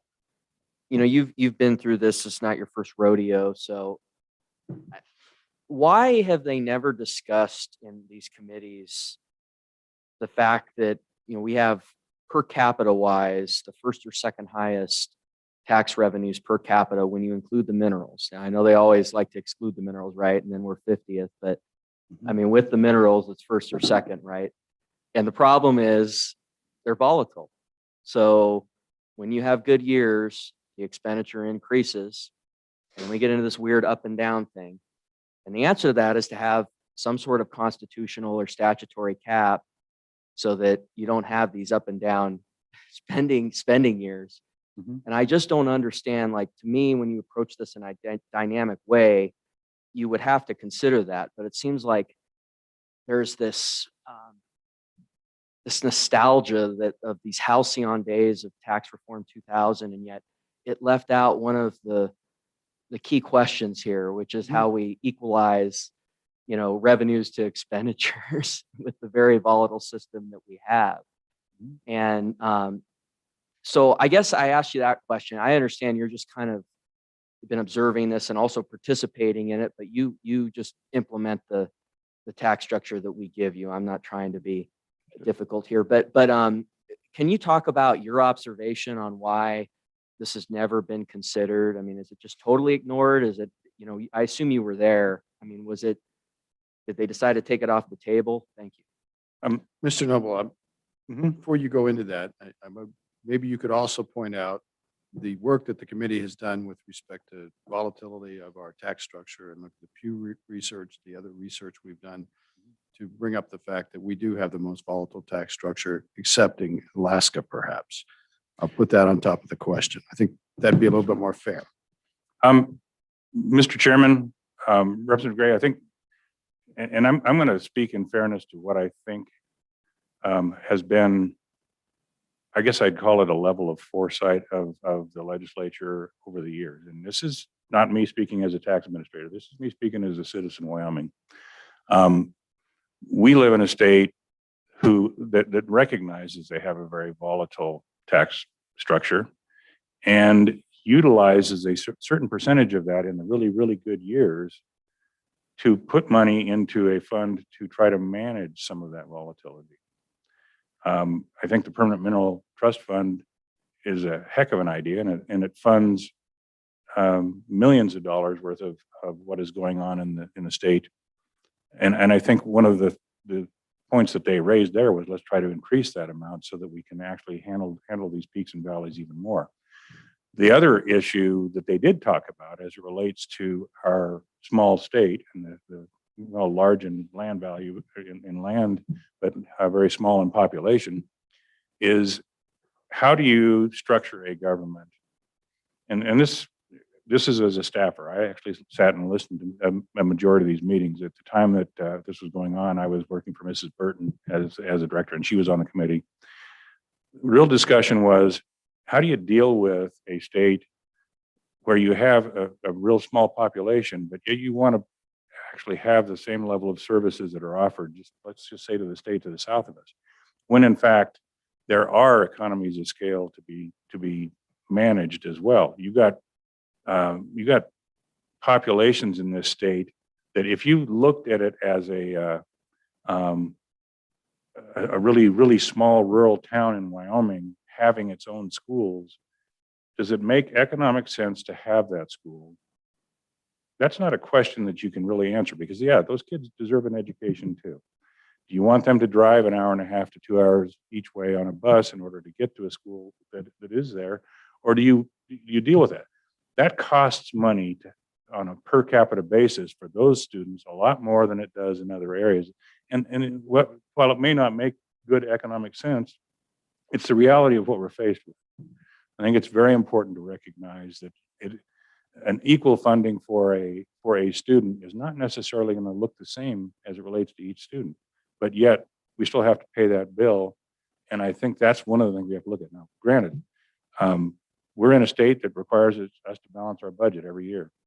And I think that I wish the federal government could take some lessons as it relates to that, but that's for another meeting. I think I'm proud to live in a state that does that. Does it come with how do you pay those bills? Every year, it's always going to be an issue. Should there be a constitutional provision that allows us to match those spending with whatever you bring in for that year? I think in an environment that we live in with that volatility, the LISRA is designed to do just that, to smooth out some of those peaks and valleys. And it's doing it right now. I mean, that's one of its functions, is to smooth some of that out. I don't know if you dropped from, and my next presentation kind of speaks to some of that. If you drop 30% in your revenue, can you realistically close 30% of your schools? I mean, you lost 30% of your revenue here a while back. Should you have closed 30% of your schools at that point in time, or do you utilize functions to minimize that 30% loss with that I guess you call it rainy day spending account? I can't answer those questions for you, but it is the dynamic of the state that we live in currently, and I think my next presentation kind of points to just how unbalanced or at least how volatile our environment is. And I'll certainly move on to that when you guys are ready, but Let's get these questions out of the way, and then probably it's time to take a break, and then we'll come back to that. And I think overlaying this issue of the volatility of our tax structure is the fact that there's been a shift. I mean, not only is it up and down, but it is fundamentally changed. It's about carbon, it's about coal, it's increasingly about oil and gas. And so that's not volatility. That's looking at a change in the planet. And so we can manage volatility a lot better than we can manage structural change. And we're going to have to deal with both, I think. The volatility we've dealt with in our kind of a bad way, I suppose. Deferred capital construction, dipped into reserves over and over and over again. Managing change, I'm not sure. I did have Senator Schuler up, unless you want to get on this point, or Senator Schuler. Thank you, Mr. Chairman. And the more I think about it, I think the question I have might be better for Mr. Riemann when he presents a little bit later on. It's a county issue, a taxing issue. So thank you. Fair enough. Mr. Co-Chairman. So thank you, Mr. Chairman. So to kind of bring this tax 2000 full circle then, so the recommendations were, I mean, there are specific, I remember them, but I'd like you to share them with us and then why the big ones didn't really happen. I mean, and I know you talked about some of these things we have chipped away at. Mr. Chairman, Mr. Noble. the recommendation that topped the list and didn't go much farther than the list was to impose an income tax.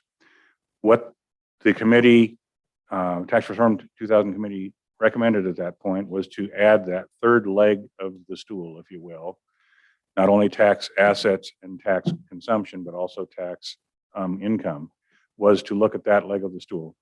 That is something that has been brought up, I think, ever since that date. There's been a number of income tax bills proposed. I think one of the things that has, and I'm not going to say that it makes it impossible to collect an income tax, because it doesn't. The issue was, how do you deal with this tax credit issue in the Constitution? I'm the guy that prepared that wonderful little spreadsheet that shows how you what an income tax would look like in the state of Wyoming. And I'm as nervous about that projection as I possibly can be, because of the fact that it doesn't talk about the individuals and how it impacts them. It looks at a class of taxpayer that makes from $0 to $25,000 a year and lumps in an amount of property tax associated with that and an amount of sales tax. Sales tax is probably accurate as it relates to each individual, but the property tax is probably on a landlord that actually has a number of different properties out there, but still on a net basis averages maybe $25,000 of income associated with that. It is not the guy that works 2 jobs and makes $25,000 a year. He's not going to get the benefit of that, even though that projection is going to show it. So I think that's the problem with creating a projection like that, is it doesn't look at what happens to each individual, and it's important because of that. As it relates to, and I believe Chairman Case, you'd mentioned, it could actually be beneficial on a corporate income tax basis, because then you're going to actually kind of equalize the total tax burden in the state of Wyoming for each corporation, regardless of whether they're located here or not. And that I see that at that level. On an individual level, there's some concerns I have, but it is something that it is doable. I think it's just it would require us to really dig into the weeds on it as it relates to imposing an income tax. The other recommendations: manage the permanent mineral income on permanent mineral trust funds. That, I believe, was accomplished.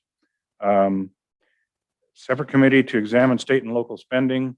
I don't know that that's ever really seriously been done as a global examination. Obviously, we've looked at state spending and tried to figure out, okay, where can you save money there? Liability of local governments. Study the liability of local governments to generate sufficient revenues to meet local public service requirements. I think that's probably part of that same study. How do you look at funding local government at the level that they need to be funded?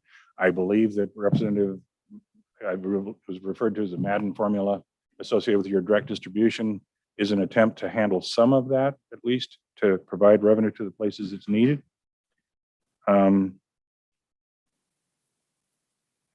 Mineral reporting. We're working on some of those. I think if rather than making it clearer, we're probably going to be adding some more complex levels of complexity to that. Finding final authority associated with which entity selects an appraisal method and applies it. I think that's something that probably still needs work, and I believe that there's some things to look at that this year. Review property tax exemptions for applicability and ease of administration, I think you were talking about one of them that is probably a big issue, and that is what is it referred to, government use of lands? What constitutes an official government use of those lands? Special district statutes, stricter compliance. I already talked about use tax. Research the impacts of repealing the sales tax exemption for charitable and nonprofit entities. While it may be referred to as nonprofit entities, the statute for sales tax is for charitable and religious. Okay, there's a difference because there's a lot of nonprofit entities that are not charitable religious. And that's something to review as well. And those were the recommendations. The other things that were looked at and not considered are things that you guys have looked at over the last few years anyway. And regardless of whether they're successful or not, it's been reviewed. Mr. Chairman. So, and just my memory too, I mean, I started kind of when this was, and the chairman of this, the legislative chairman, Senator Hines, I think was one of them, and The bravest man in Wyoming. bravest man in Wyoming. And then coal bed methane came, saved us. And then Jonah gas shortly after that, and we had $7-8 natural gas. And then coal took off, and then, you know, the rest is kind of history. So we're saved. But, and back to this, you know, you look at our surrounding states that did the income tax back in the 30s, we chose a sales tax. Real quick though, you mentioned the corporate part, and I think the good chairman talks about, you know, the 1518 in the Constitution probably does determine who has, as he says, oars in the water, you know, and certainly our mineral companies do. On the individual part, I mean, we have the wealthiest county in America. Would it, some of those problems you talked about be as simple as exempting the first million or 5 million in income? You know, or 99% of Wyomingites should never pay it. I mean, is that an easy way to solve some of that? Mr. Noble. Mr. Chairman, there are states that offer let's put it this way. One of the ways that states deal with it is they offer a personal exemption, and that exempts a certain portion of your income, kind of like the federal government does as it relates to the standard deduction, things like that. It limits the amount of tax that you pay. There are earned income tax credits at the federal level that change the dynamic as well.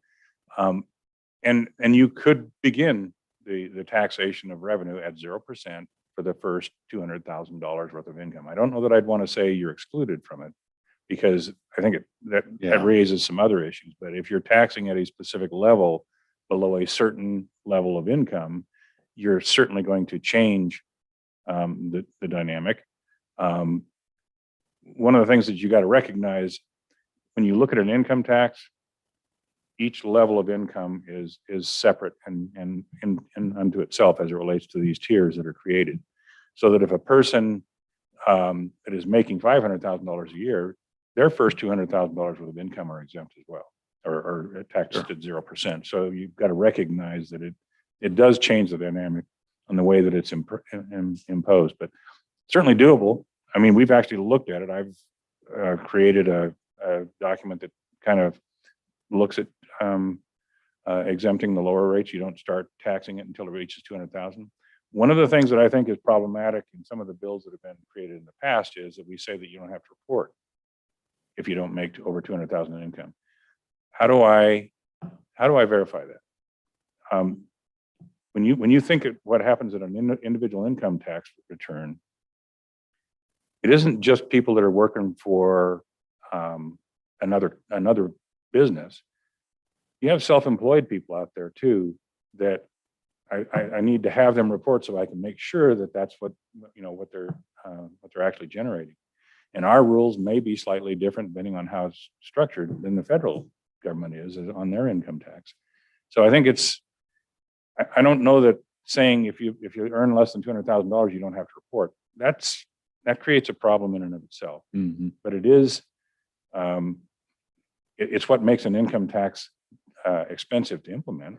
Sure. I mean, if you have 200,000 people reporting an income tax return, that's substantial.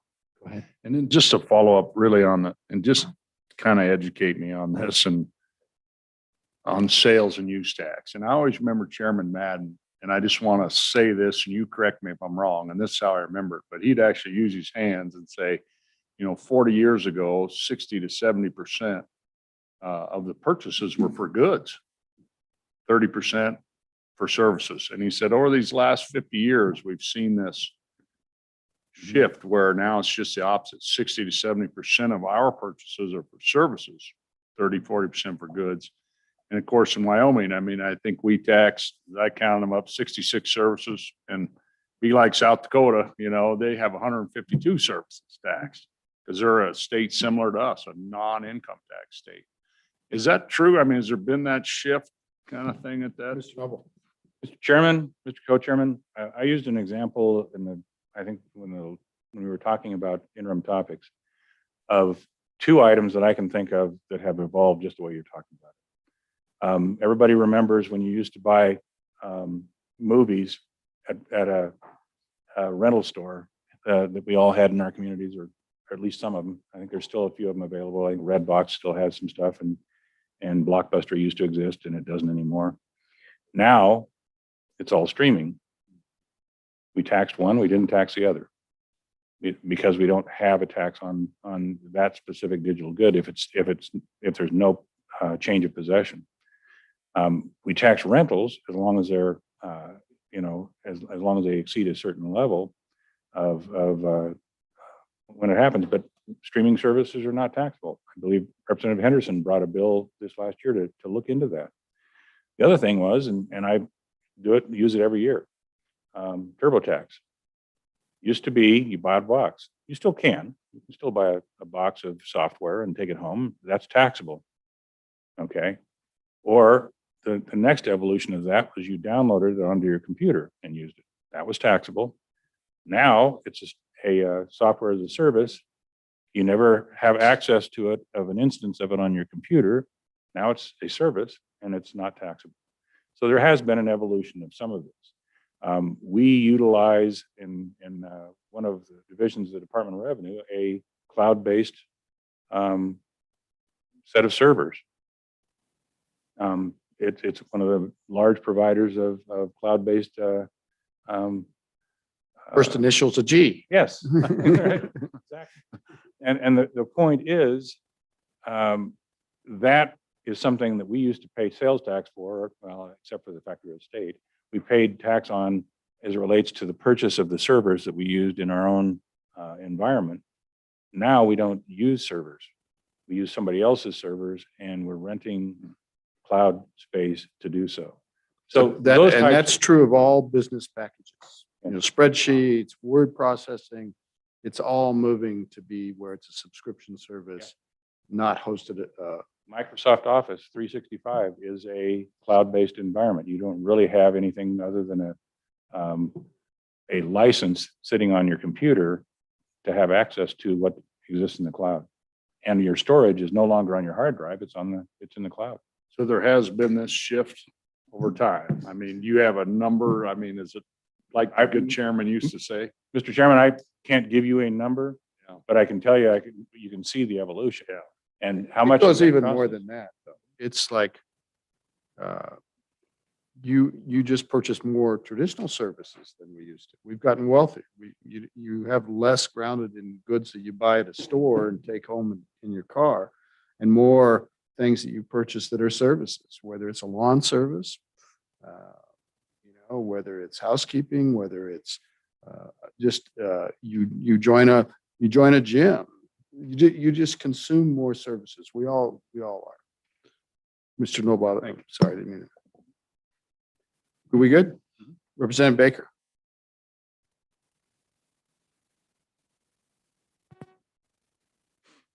Thank you, Mr. Chairman. I'm used to looking down at seeing the light down there. This is just a question, Director, and you can be brief.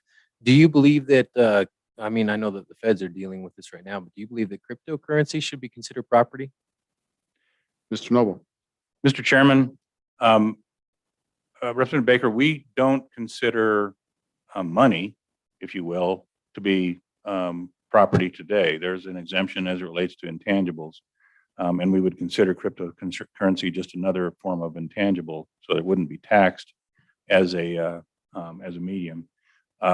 That's not to say that some of the infrastructure that would go into it would probably be subject to the tax, but the actual cryptocurrency itself would be treated just as if it was money. Anything else? Okay. I got Representative Roscoe, and then we'll go Representative Sweeney. We're going to get Senator James, because of the new rules, we're going to get you when we open it up for public comment. So Representative Roscoe. Thank you, Mr. Co-Chair, Mr. Director. Getting back to personal income tax, do other states just use a simple tax based on your adjusted gross income, your federal tax returns? So there, all the exemptions and all the complexity is sort of done with? Thank you, sir. Mr. Noble. Mr. Chairman, Representative Roscoe, the states that I've reviewed, and they would use one of two. In a lot of instances, they'll start with federal taxable income and just go from there. Others will back it to adjusted gross income and begin their taxation there. Depends on the state. But I think the idea is, do you start with something that's already known? It's collected at the federal level. Most states have a relationship with the federal government, the IRS, as it relates to sharing of information. And that's what makes it fairly easy to adopt a tax that already has all those numbers in it. Makes it easier. I believe Colorado has a structure similar to that. Some of the states actually use a graduated tax. They'll start at a very low number or zero, and then begin taxing it at higher and higher levels, similar to what the federal government does. And some states like Colorado, I believe Colorado just went to 4.55%, I think is their tax rate on all income. Now, they all have things like a personal exemption that allows you to deduct a certain percentage of that income as a starting point. Okay. Let's, I think I had Representative Sweeney as next. Oh, you were just He was pointing up pointing. Representative Yen. Sorry. I don't mean to point myself. I'm feeling rude all of a sudden. Representative Yen. Thank you, Mr. Chairman. Director Noble. So my question is, do you know if other states that tax income, do they tax remote workers where their employer is in a different state than the worker is a resident of that state that charges income tax? Mhm. Do they tax those remote workers? And the reason I'm throwing it out is I'm wondering if that's something that we could consider for Wyoming specifically. Go ahead, Mr. Noble. Mr. Chairman, I'm aware of some states that have at least temporary, where they create a temporary nexus. If you're in another state for a few less than a year, they will attempt to collect that income off of it, even though you may have left the state for that time frame, for temporary assignment. I think the real issue is property in the state and things like that probably create the biggest nexus that you have.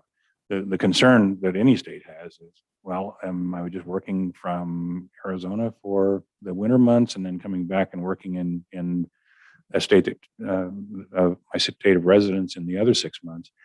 They will collect that tax.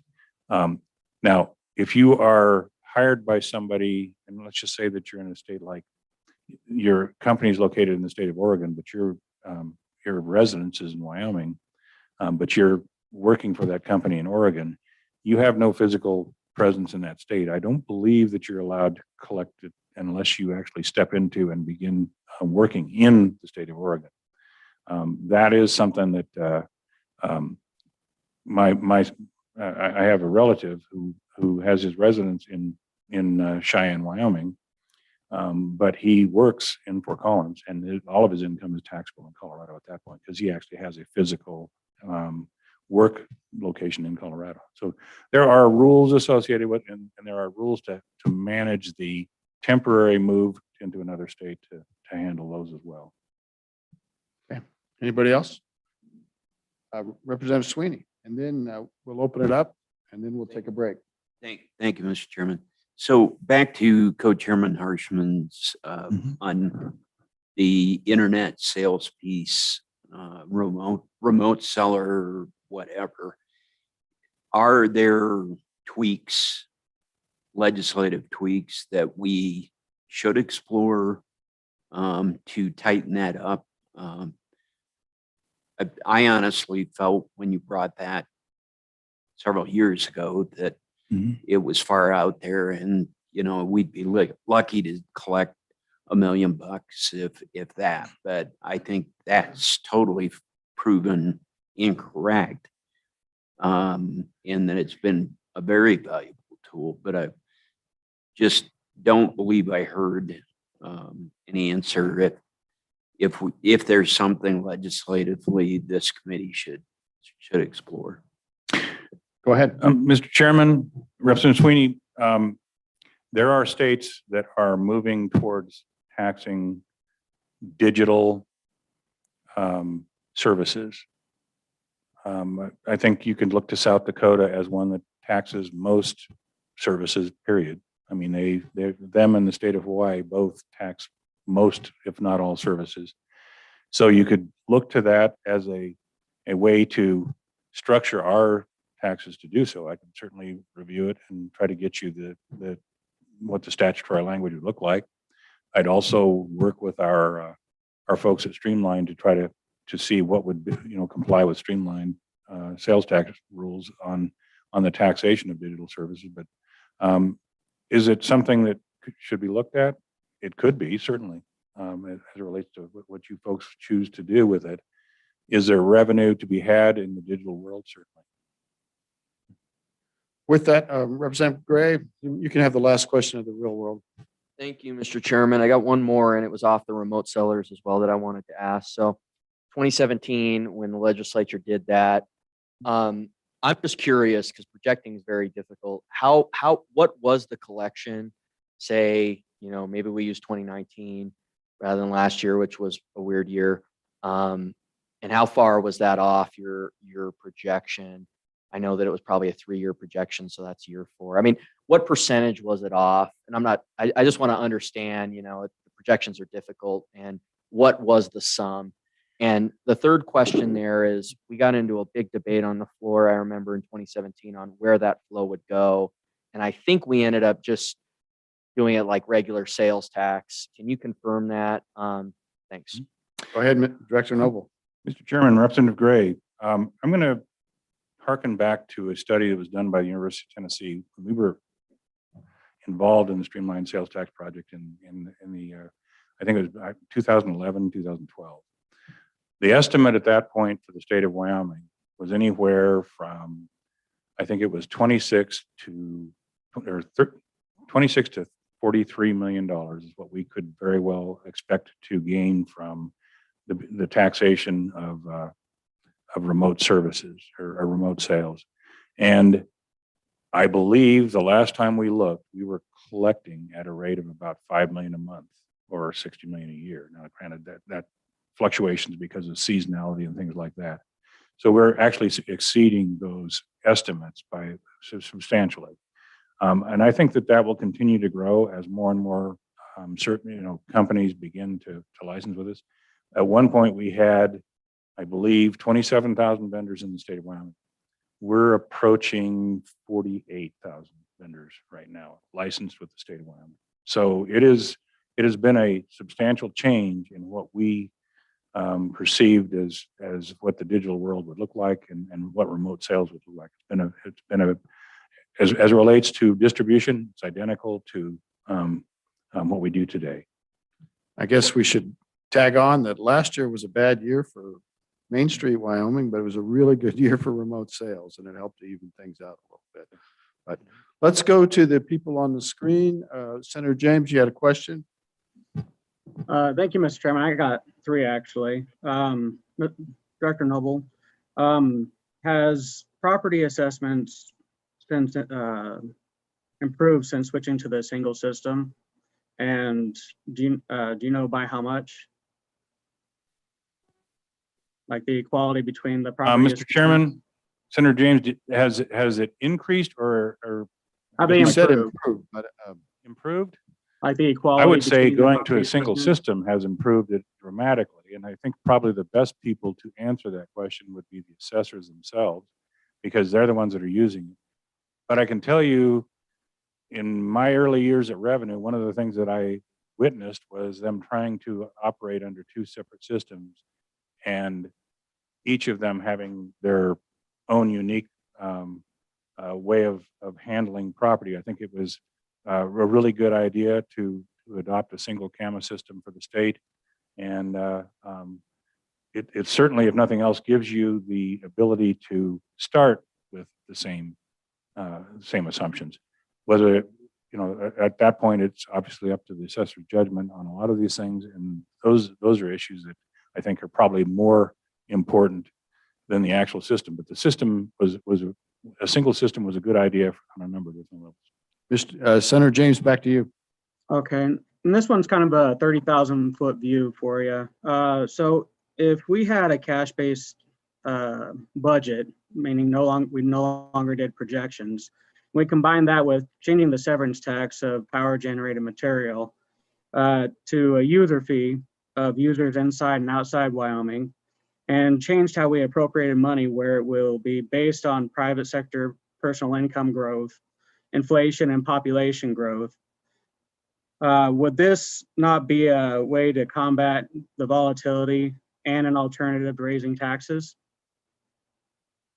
Director Noble? Mr. Chairman, Senator James, I guess my thought would be, without knowing how that user fee structure was set up, I'm not sure I could answer that question. Well, that's why it's a 30,000-foot view. And whether or not we would even be able to reach across state boundaries as it relates to it, I don't know. I mean, a lot of it would be on how it ended up being legislated, what the proposal was, and one of the aspects of volatility that is not going to change is the price of those products. They go anywhere from, so we've seen oil over $100 a barrel, and we've seen oil at one point in the teens, and as low as Director 10. Noble. We've seen natural gas go negative once. I'm not sure how you do that. But Director Noble. the price spiked at a negative level. I don't know how you're going to address, Director Noble. even with a user fee, address that level of volatility. Director Noble, that's where the I'd cash-based have to see budget more before I would could come into really answer. play. Back to you, Senator James. Director Noble, James. Director Noble, that's where the cash-based budget would come into play. And that's also where the appropriation would come into play as well. So that's why you'd combine that.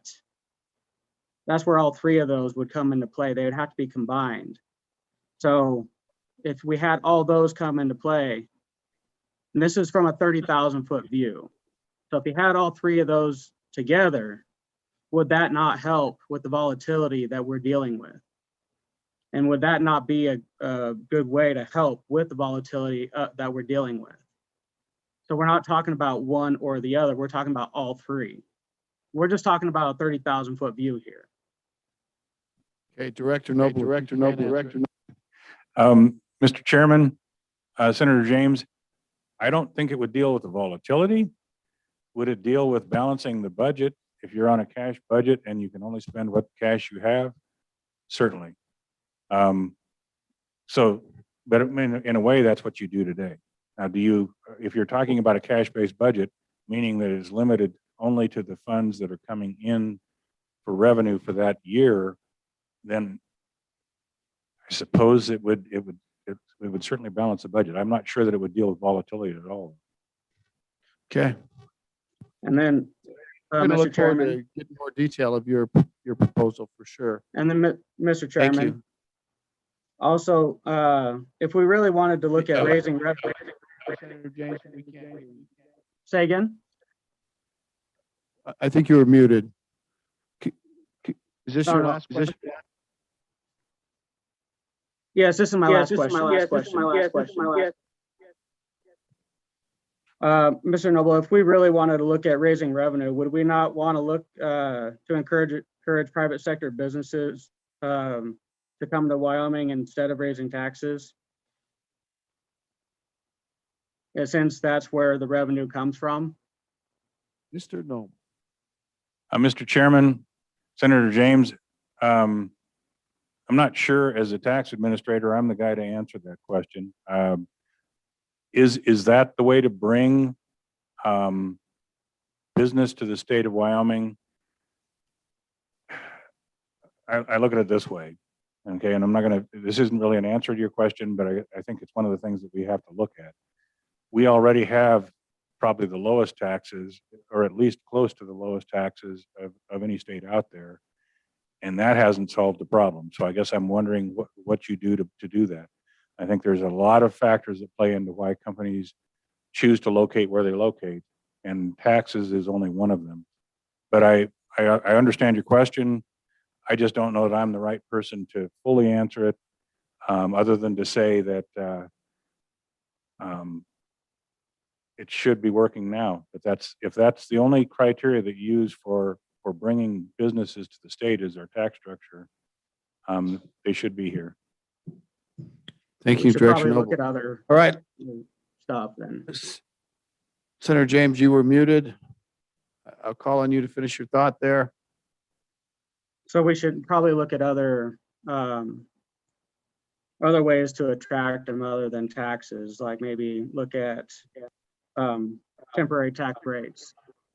Like Texas and Florida are really good at attracting businesses, so maybe we should look at what they do instead of raising taxes or new taxes. Okay, that's down the line, Senator James. Thank you. I'm going to go to the, anybody else on the remote participation? Nobody? Anybody in the room wish to comment on things this far? We have an assessor, my assessor. She's got me over a barrel. She just sent me some letters. I got to be nice to her. Assessor Berg, welcome. It's, There you go. there you go. Thank you, Mr. Chairman. Members of the committee, I've been sitting in the extra room down there, so I was jumping up and down saying you do have an assessor here. I don't want to digress the conversation. If you have any other questions about agricultural land, Representative Harshman, you asked about the limits. There's currently 4 criteria to be ag land. One of them is using it. The second one is it cannot be in a subdivision. If it's 35 acres or greater in a subdivision, we can look at it as agricultural land. The third criteria is the income.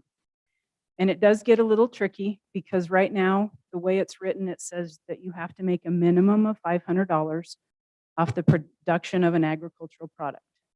Or if you lease the land, the person that you're leasing it to has to make $1,000 off the sale of an agricultural product. The fourth criteria kind of puts the assessors in a position of looking more in depth at folks' tax returns and kind of doing a little more analysis. It says that what you're producing and what you're doing has to be consistent with what the land can produce. So you can't have 3,000 acres, sell 1 steer and qualify. That's a hard thing for us to administer because I don't really want to look at people's tax returns. It gets a little hard. I don't want to have copies of them in my office, but the agricultural classification in Fremont County comprises about 4% of our local assessed value.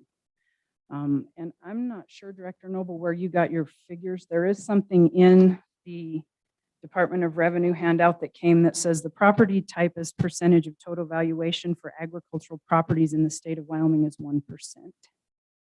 So 1% of all properties, 1% of all physical property. classification in the whole state. Now, Fremont County's a larger county, has a lot more agricultural land. I would guess Goshen County would have does have a considerable amount of agricultural land. And Assessor Berg, that's by acreage or is it by value? That's a good question, Chairman, and this might be by acreage, No, this is by value.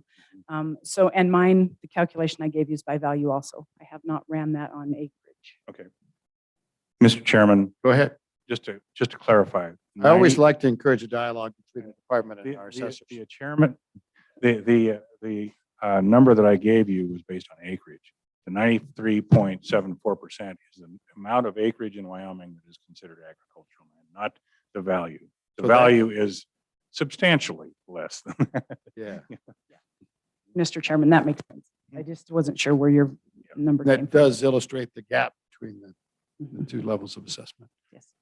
Thank you. Stick close. We're going to try to get you in here because it'd be nice to have you in the room. That's fine. Um, I am in the overflow room. If you have anybody any questions. dies in the room, I guess you get their place, but I didn't really mean that literally, but maybe we can squeeze one more in. So, Thank you. okay, we do have a seat in the corner. I don't know if it's a legal seat or not. We'll see. There are a couple other people in there too. so I Okay, don't know. well, Thank you. we like you the best. I appreciate that. I like you too. All right. Hey, everybody, thank you for the good so far. We'll come back and we'll talk about trends with taxes, but let's try to come back at the top of the hour. Maybe let's make it 5 minutes after, give you a full 15 minutes. Okay? Take a break. Thank you, guys. All right.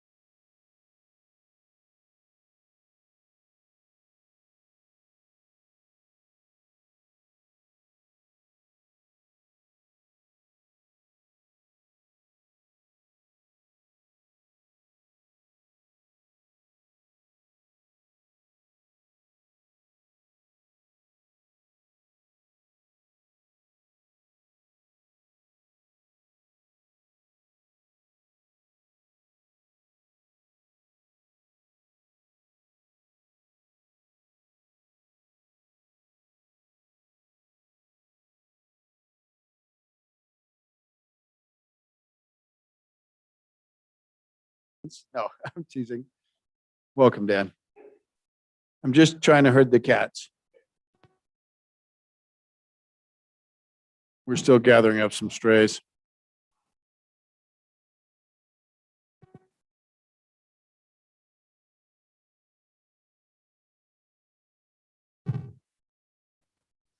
Okay, well, it's 11:05. Let's get started again. Mr. Director Noble.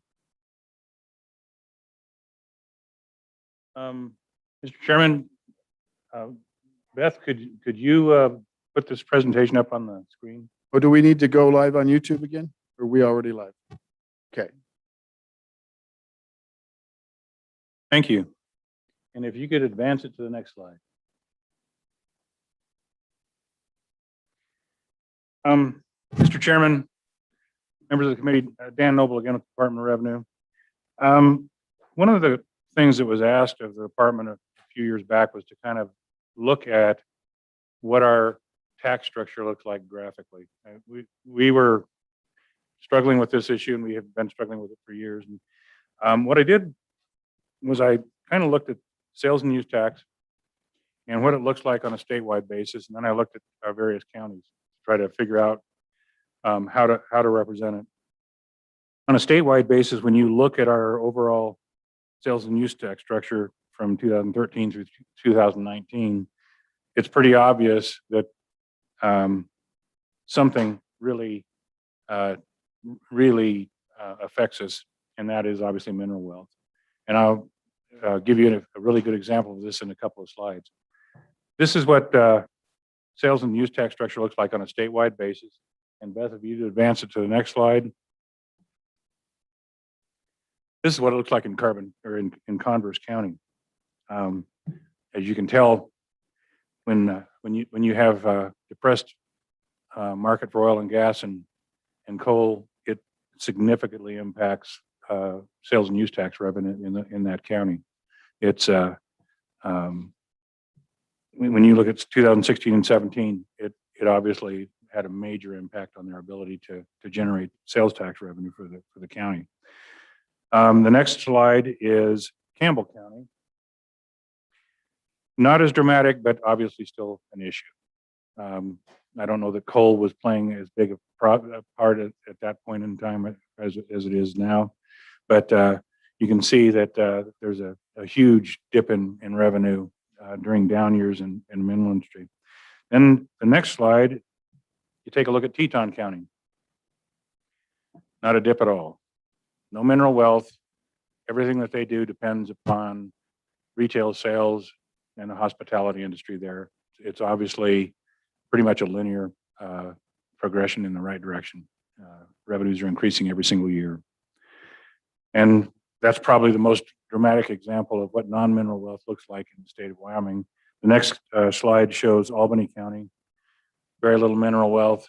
Most of it is associated with obviously retail sales and that environment. You in those counties, you don't have the severe changes in our revenue picture that you do in mineral wealthy counties of Wyoming and in the state in general.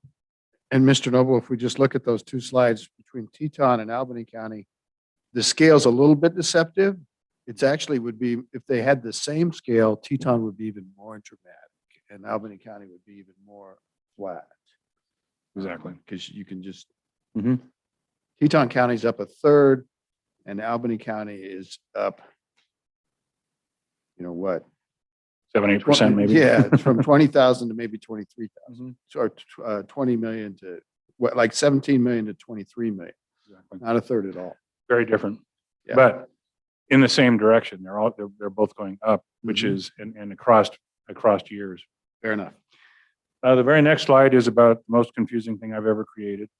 The attempt was in this slide to kind of show you by industry sector what it is that happens with our sales tax revenue on a year-to-year basis based on each industry sector. The lines that go across it are trend lines associated with those specific types of revenue. As you can see, the slides associated with, or the mineral wealth, mineral companies are the kind of orange colored bars going across the slide. But there's also a trend line for that very same industry, and it's going in, it's declining over that time frame. Retail is increasing, and there are a number of other sectors of the economy that actually look to be increasing as well. And the attempt here is just to demonstrate that there are sectors of the Wyoming economy that are not necessarily impacted by the mineral industry, but that the mineral industry obviously has an overarching effect on the total economy itself. And that's really what the slide was designed to do. And that's all associated with property tax. The next slide on here is associated with what happens with property tax. As you can see, we have this same level of volatility on an overall basis when it comes to property taxes, anywhere from 20 million to almost 30 million, down to 20 million again, down to 15 million in some years. But when you look at the what's behind that slide and you look at the various colors there is one contributing factor, and that's the green bars, and that is mineral wealth. Everything else associated with the that graph there and all those different colors, other than the green, are steadily growing each and every year. So the property tax valuation for this for each of the counties within the state is fairly stable until you add mineral valuation to it as well. And that is what creates the volatility. I know that's obvious, but the fact is it's good to see it on a graph, because then you can really understand where this is all coming from. Our non-mineral valuation of property has been steadily increasing over the years.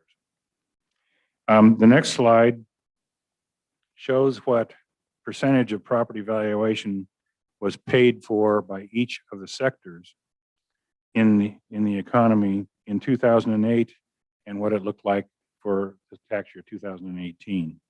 As you can see, mineral wealth represented 63% of the valuation in 2008, and it represented 48% of the valuation in 2018, 10 years later. That's obviously associated with mineral values, and it kind of points to the actual problem that we have with volatility, not only in our consumption and sales tax revenue, but also in the valuation of property as well. And you can see from that same value has the same impact on our severance tax. It looks different as it relates to severance tax as well. You'll have that same level of volatility in severance tax because it's based on the same value. The last slide points to where our property taxes are spent. 72.81%, this is in 2018, goes to schools and special districts and municipalities, and the county make up the remainder of it. And that's the presentation. This is something that was provided to the legislature probably twice in the last few years, but I just kind of wanted to kind of reemphasize where the structural problem lies and exactly what creates the issue. And with that, I'll stand for any questions, Mr. Chairman. Okay. Questions for Director Noble? Representative Gray. Thank you, Mr. Chairman. Director Noble, so how are their mills being diverted to municipalities? That seems like an odd deal. How is that happening? Mills, Mr. Chairman, Can you explain? Brought the 2% to municipalities on the property tax. Which slide are you on, Um, Representative The Gray? last, So municipals, they do have 8 mills, right? Yeah. Cities so this is where they go? yes. Okay. Mr. Chairman, Representative Gray, what that last slide does, it points to how much of the total tax dollars that are assessed at state level go to each of these different types of entities. Schools take up the lion's share of it, obviously, and the remainder of it based on the number of mills assessed in each individual county or municipality change. There is one county in the state that does not assess a municipal mill at all.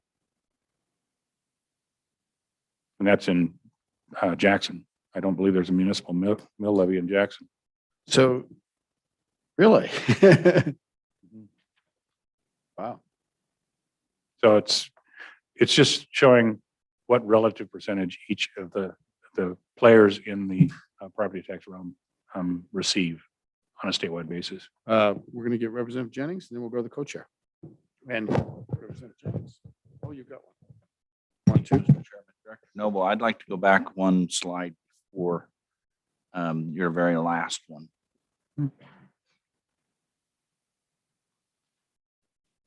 One back. One back from that.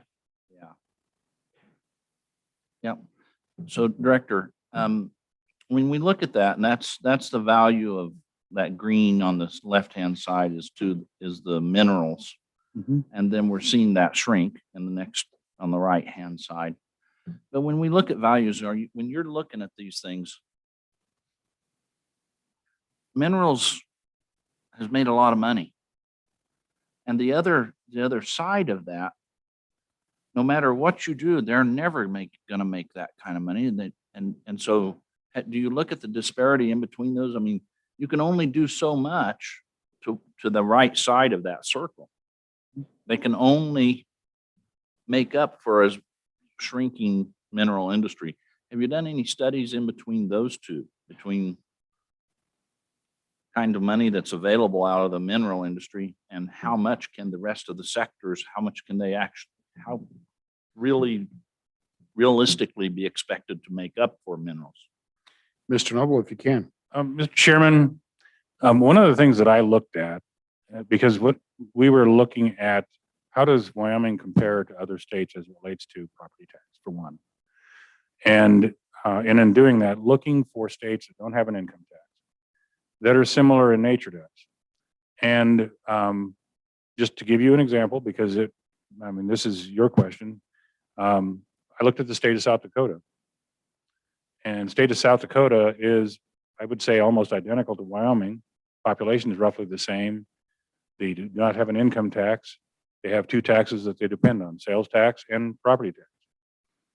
A $200,000 home in the state of Wyoming, at the time that I was looking, would pay roughly $1,195 in property tax on an average basis. And this came from the Tax Foundation.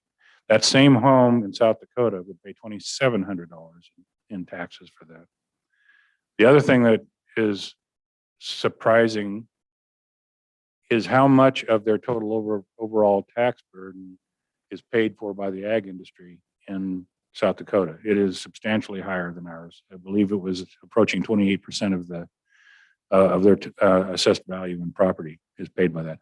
That's how, I guess, a county that doesn't, or a state that doesn't have that 50% covered by the mineral industry handles making up that difference. One of the things that really surprised me was looking at the state of North Dakota. Their property tax, the average number of mills, and I think this was in 2018 when I was looking at this, the average number of mills there is 204.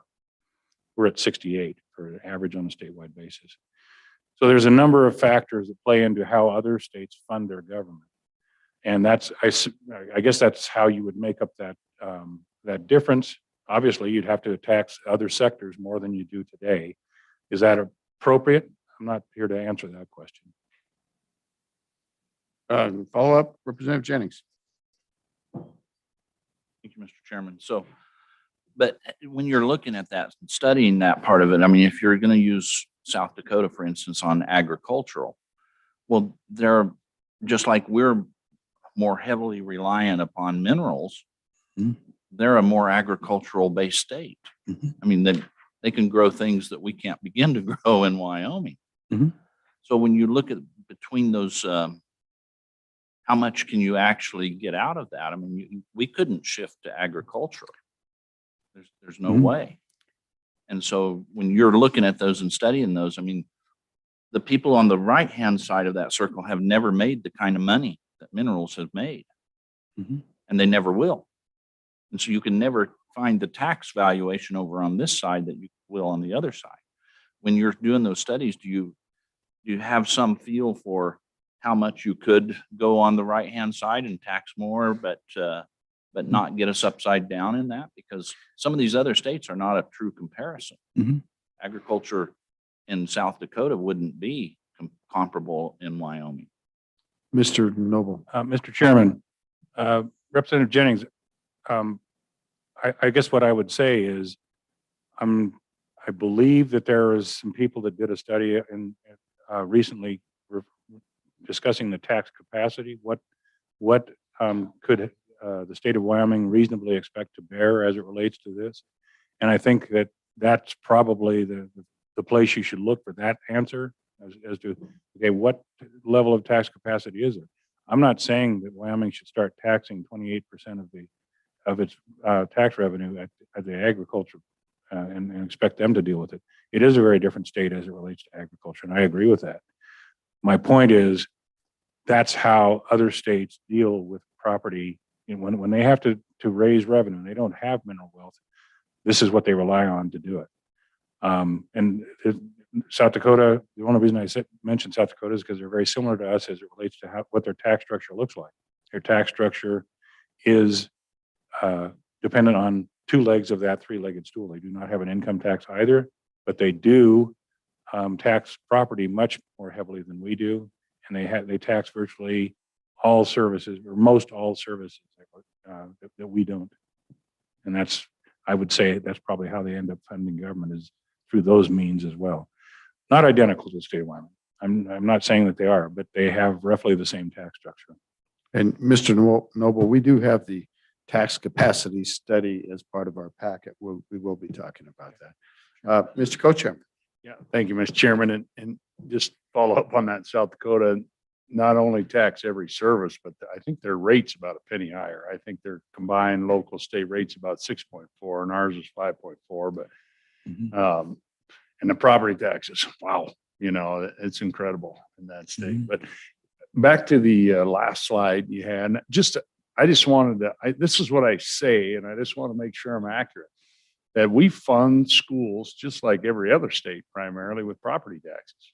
And the difference in Wyoming is minerals pay half our property taxes. And so then we have this really volatile service, this service that we always are going to have. We're always going to have schools, but it's based on a really volatile revenue stream.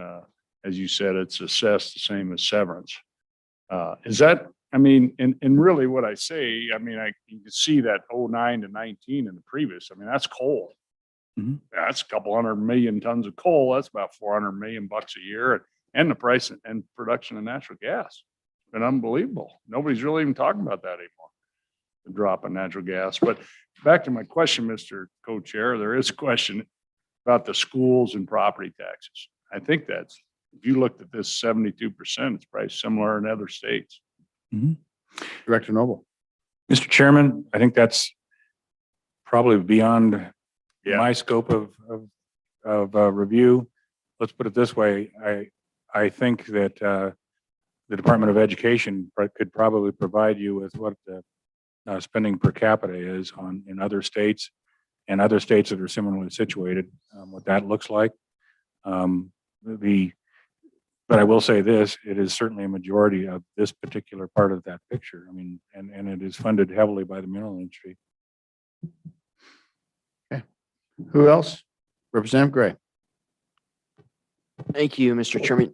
Director Noble, I want to ask this question because I didn't really phrase it. This last slide is very confusing to me. So does that mean on average that you're only having 1 to 2 mills in most counties directed to municipalities? Like what's the average? Because that if it's 2%, that means on average it's probably like 2 mills. Well, Representative Gray, if you look at this deal, this is the total amount of dollars. This doesn't have anything to do with mills.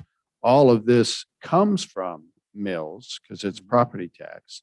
So the county has almost 18% of the expenditures, but they raised 12 of the mills. 12 mills.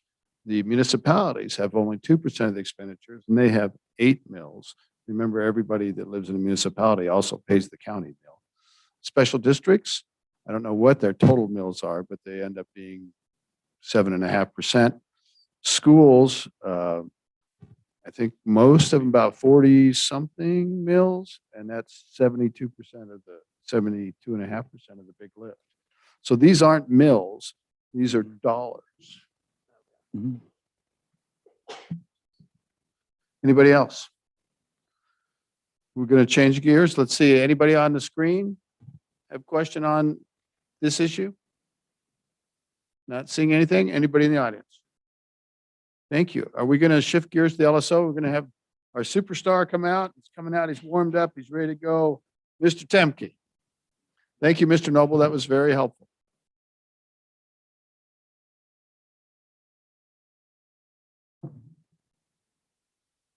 Welcome.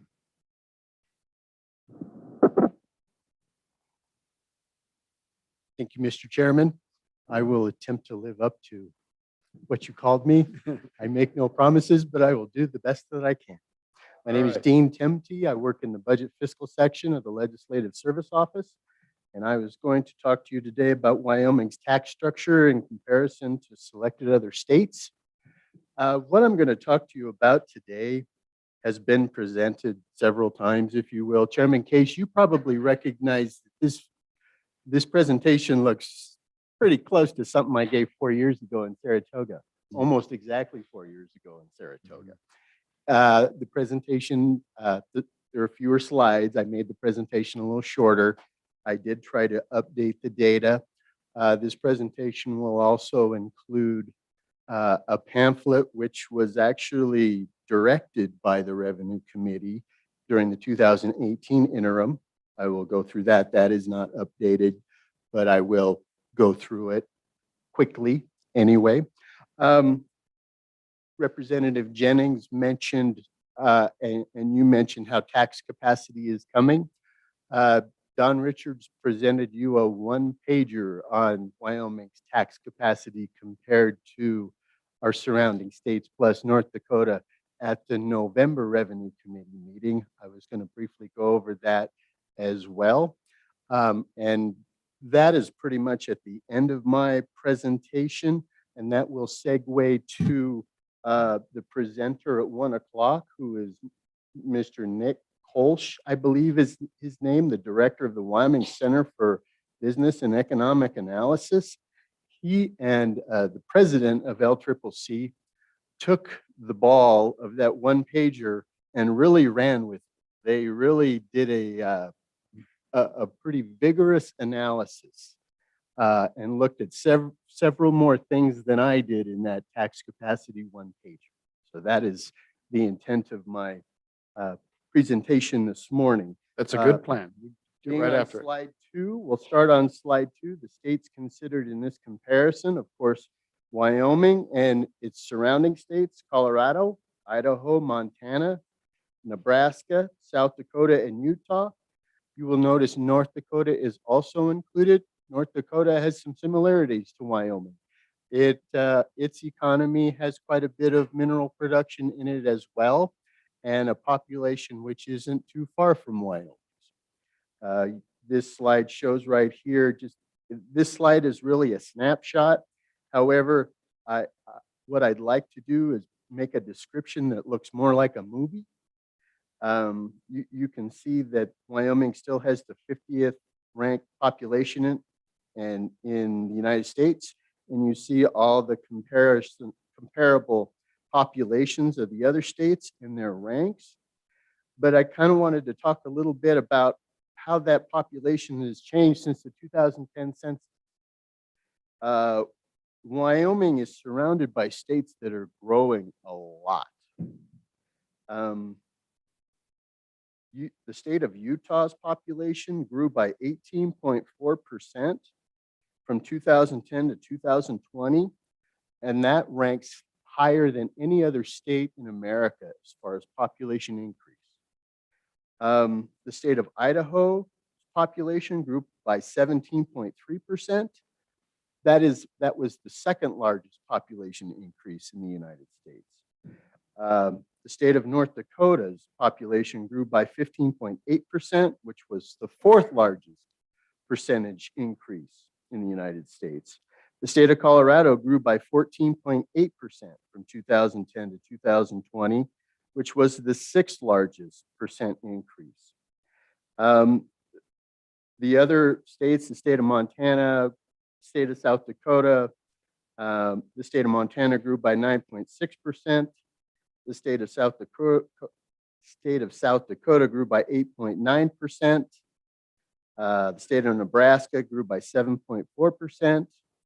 The state of Wyoming grew by 2.3% in its population. And that rank of that percentage change is 44th, or the seventh smallest in America. Along with this information, I tried to provide some gross domestic product information. That's what the initials GDP stand for. According to the U.S. Bureau of Economic Analysis, gross domestic product is the value of the goods and services produced in a country or in a state. And GDP measures the value and makeup of a state's or nation's output, its economic output. You can see the, and actually right now I need to point out an error on this slide. In that second column from the right, it actually says current GDP dollars, and that's a mistake. These are actually real GDP dollars. These GDP dollars that are shown on this slide are actually adjusted for inflation from 2012 to represent a net growth net of inflation. Yes, it's a 2012 base GDP in real dollars, Mr. Chairman. And you can see the various ranks. The state of Wyoming ranks 49th in GDP, which is something you would perhaps anticipate considering we are the smallest population. You can also see our comparison economies, or the economies in our surrounding states. I confess I did not realize that Colorado's economy was this big, the 16th largest in America. Idaho is ranked 39. Montana is pretty close to Wyoming. They're the next largest next to us, ranked 48. North Dakota is pretty close to ours, ranked 44th. South Dakota's state rank of their GDP is 47th, and Utah is 31st. However, like in population, I'd kind of like to describe for you what has happened to GDP since that 2012 base year in this information. The state of Wyoming's GDP is actually 5.1% lower than it was in 2012. And that state rank of percent change since 2012 is 49th. However, our surrounding states, their economies are doing very well, or they're growing significantly over that period of time. The state of Utah's GDP grew by 31% from 2012 to 2020, which was the second fastest growing GDP in America. The state of Colorado's GDP grew by 28.3%, which was the third highest percentage increase in America. The state of Idaho's GDP grew by 28.2%, which was the fourth highest increase in GDP in America. The rest of the states, Montana's GDP grew by 10.6%, which was ranked 17th. Nebraska's GDP grew by 12.0%, which ranked 15th. North Dakota's GDP grew by 0.8%, which was the 41st largest. And like Wyoming, North Dakota has a lot of mineral production in it as well. In making this comparison, I noticed states that had a lot of minerals kind of had similar growths or shrinkages of GDP Actually, Alaska's, I looked up Alaska's percent change in GDP was actually a negative 12.3%. They were the one that was, I said that Wyoming ranked 49th in the change, Alaska ranked 50th. If we were to drill down on the mineral change, I would speculate that it's a carbon-based mineral change. For example, non-carbon-based minerals like trona are doing well and have continued to grow, but the decline is, I would venture, is largely carbon-based. Mr. Chairman, I did not look that deep into the numbers, but I would agree with your presumption in that case. Going to the next slide. Slide 3, this were the sources of information that I used. The information I'm going to present to you in the next several slides primarily came from the Tax Foundation Facts and Figures 2021. The Tax Foundation does a very nice comparison of all 50 states in a variety and many charts. I believe I've shared those with Chairman Harshman. I believe I've just shared some of them with Representative Gray recently. I also took information from the U.S. Census Bureau. That's where I took the population information. Used information from the U.S. Bureau of Economic Analysis. That's where I took the GDP information. And I also looked at Department of Revenue annual reports and or websites of the states I'm comparing as well. Going on to slide 4. We're basically looking at the big legs of the stool, as Mr. Noble, as Director Noble referred to. Property taxes is a big one. We're looking at general sales taxes. We're looking at individual and corporate income taxes. And then there's kind of a catch-all category that the Tax Foundation includes, which includes other taxes, alcohol, tobacco, fuel taxes.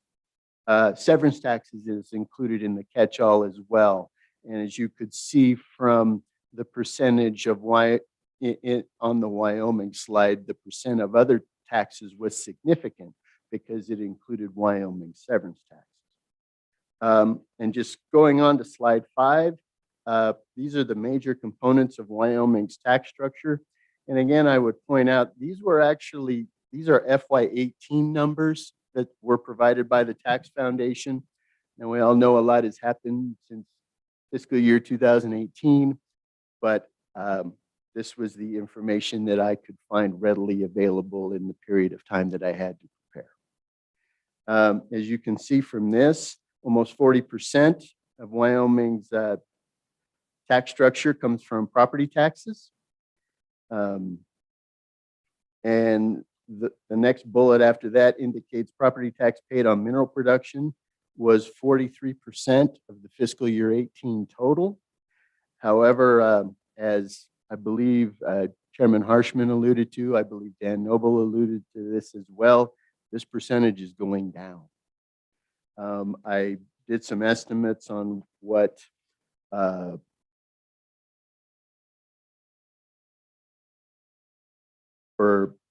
those numbers look like going forward. As far as in fiscal year 20, that number drops to 48%. In talking about general sales taxes represents a little more than a quarter of total Wyoming taxes, 26.5%.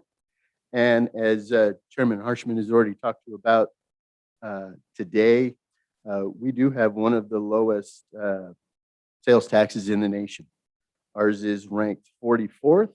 However, the lowest rank is only 46, since there are actually 4 states that do not assess a sales tax at the state or local level at all. And those are Delaware, Montana, New Hampshire, and Oregon. The only 2 lower combined sales and use taxes in America is Hawaii is ranked 45th with a rate of 4.44%, and Alaska has the lowest state and local sales tax of 1.76%. They actually do not assess a state sales tax, but only local sales tax. In terms of that ranking of the comparison, is that solely upon the tax rate? Or is it also adjusted for the commodities that are taxed? For example, roughly South Dakota and Wyoming have the same tax rate. There's a little bit of difference, but it's close enough. But we tax many fewer things than they do. So how is that ranking established? Mr. Chairman, Chairman Case, actually, these are only comparing, these ranks are of the tax rates only. So, The tax foundation, no, I you're beg fine. your Better pardon, let you Chairman finish. Case. The tax foundation also does another analysis. It's called of sales tax breadth, Okay. or I think of it as sales tax depth. Okay. You know, how broad is the scope of things that are subject to the sales tax.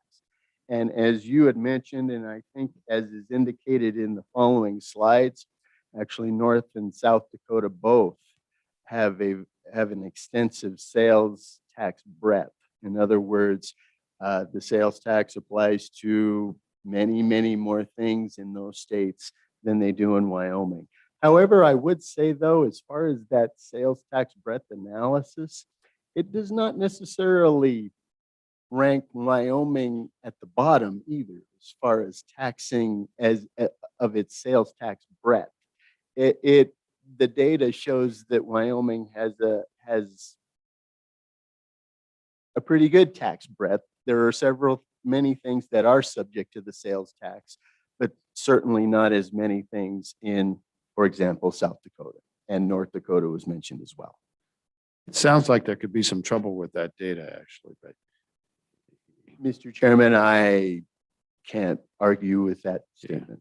we'll have to look into that more. But thank you very much.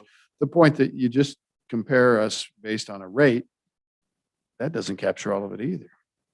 That is, Mr. Chairman, I agree with you. There are certain things you not only need to look at the rate, but also the things that are that are subject to the tax as well.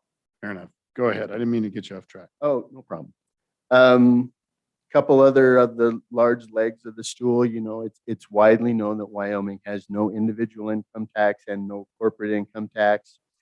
In the tax foundation data, the other taxes make up 31.8%. This includes fuel tax, cigarette tax, the various liquor taxes.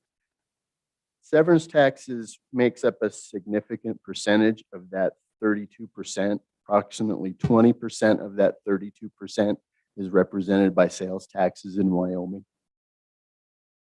And just going on to the following slide, slide 6, I think when you're talking about relative percentages of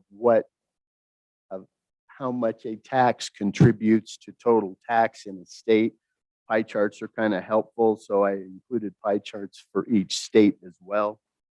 Going on to slide 7. This is actually a table 9 from the Consensus Revenue Estimating Group, January 2021 forecast. And I added a column to this information. This far column to the right, you will not see in table 9, but I added that, and it's called mineral percent of total. And I drew some boxes around it as well. As you can see from tax years 2002 to 2015, or basically calendar years 2001 to 2014, the mineral percentage of total valuation averaged 63% in those years. If you look at the next 5 years from 2016 to 2020, that percent dropped pretty significantly from 63% to 48%. And then if you look at actually the forecasted period, the average over that entire forecast period, the percent of minerals is 37% of the total. I think this slide is very telling, and it is consistent with Director Noble's presentation right before this one. That the mineral piece of the pie is shrinking, if you will, as far as the property tax base. Continuing on to slide 8, the next following slides are really doing a comparison of each one of the surrounding states plus North Dakota. As you can see, Colorado's tax structure, 31% of it consists of property taxes. One thing I neglected to mention, but I think it's already been brought up on the Wyoming slide, and we don't need to go back to that though, but the effective tax rate on owner-occupied housing value in Wyoming is extremely low. I believe the rank was 47th.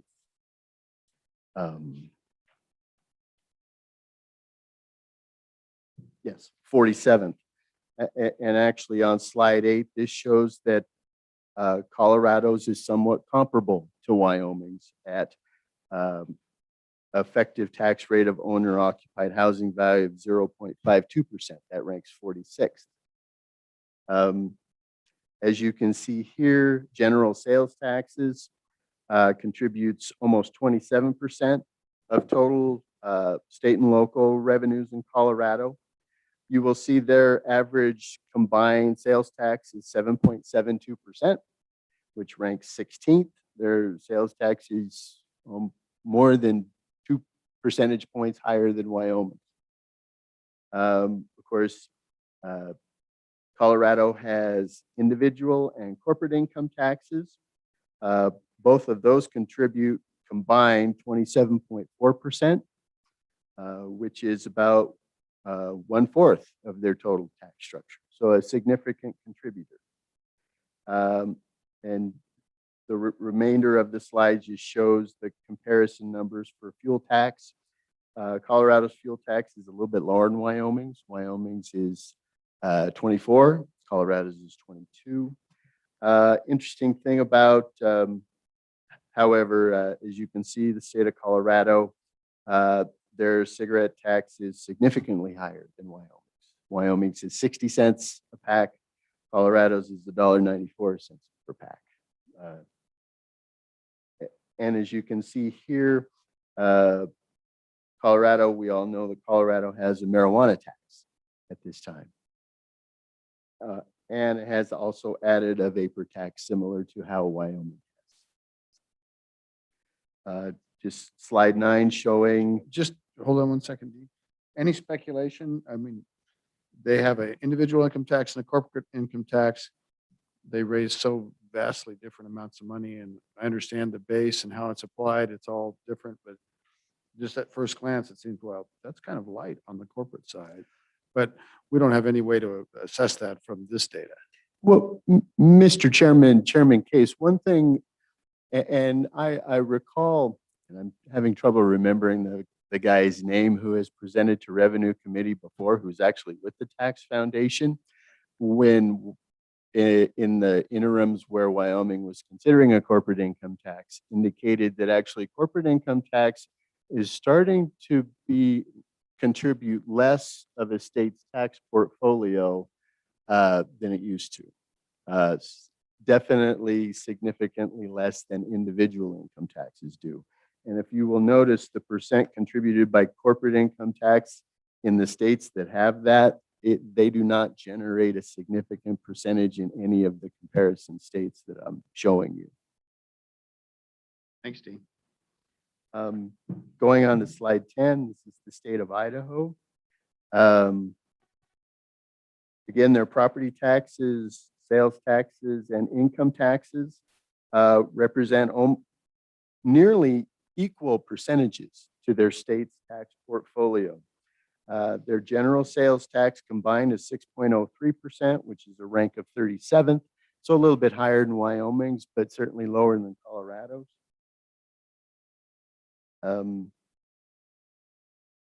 You can see their cigarette taxes is 57 cents a pack, 3 cents less than Wyoming. So you will see that Wyoming and its surrounding states have decided to tax cigarettes and things like that more or less heavily, depending on just how that state is decided.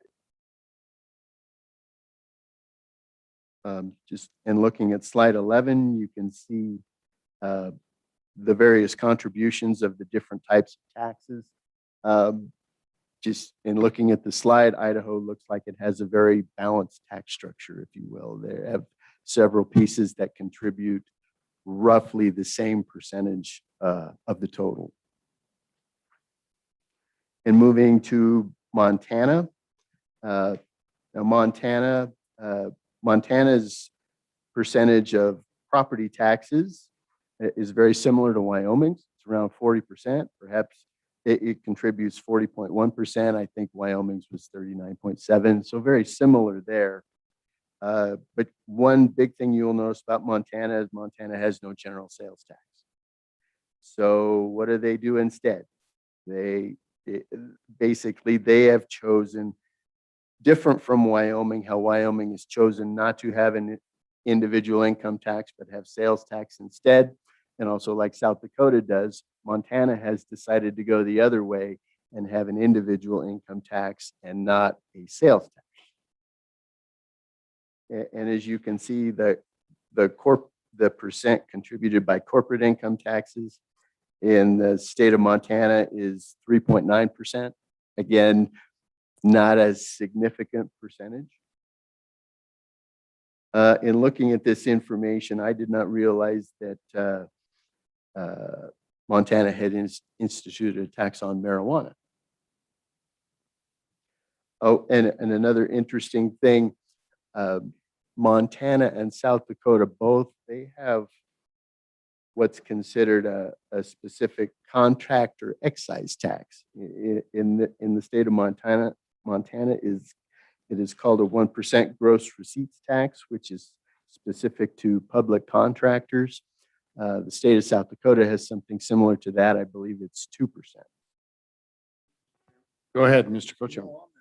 Your mic, there you go. On that, and do they pay that whether they do the work in South Dakota or Wyoming? I mean, if we hire a South Dakota road paver, comes over and paves roads in Crook County, he pays that 2% back in South Dakota. Is that right? Mr. Temke. Mr. Chairman, Chairman Harshman, I admit I have not looked that deeply into what that South Dakota contractor excise tax looks like. I can check into that and get back to you about that. Mr. Temke, while you're on Montana, I think it's of note that under property taxes, that no property tax is assessed on oil or gas or coal in Montana.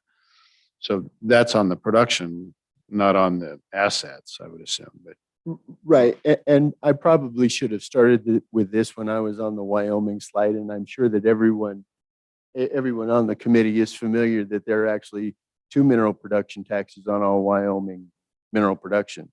The state severance tax, which was instituted in the late 60s, and then the county gross products tax, which is the property tax piece that we talked about, that the large percentage is made up by minerals that gets paid directly to the counties.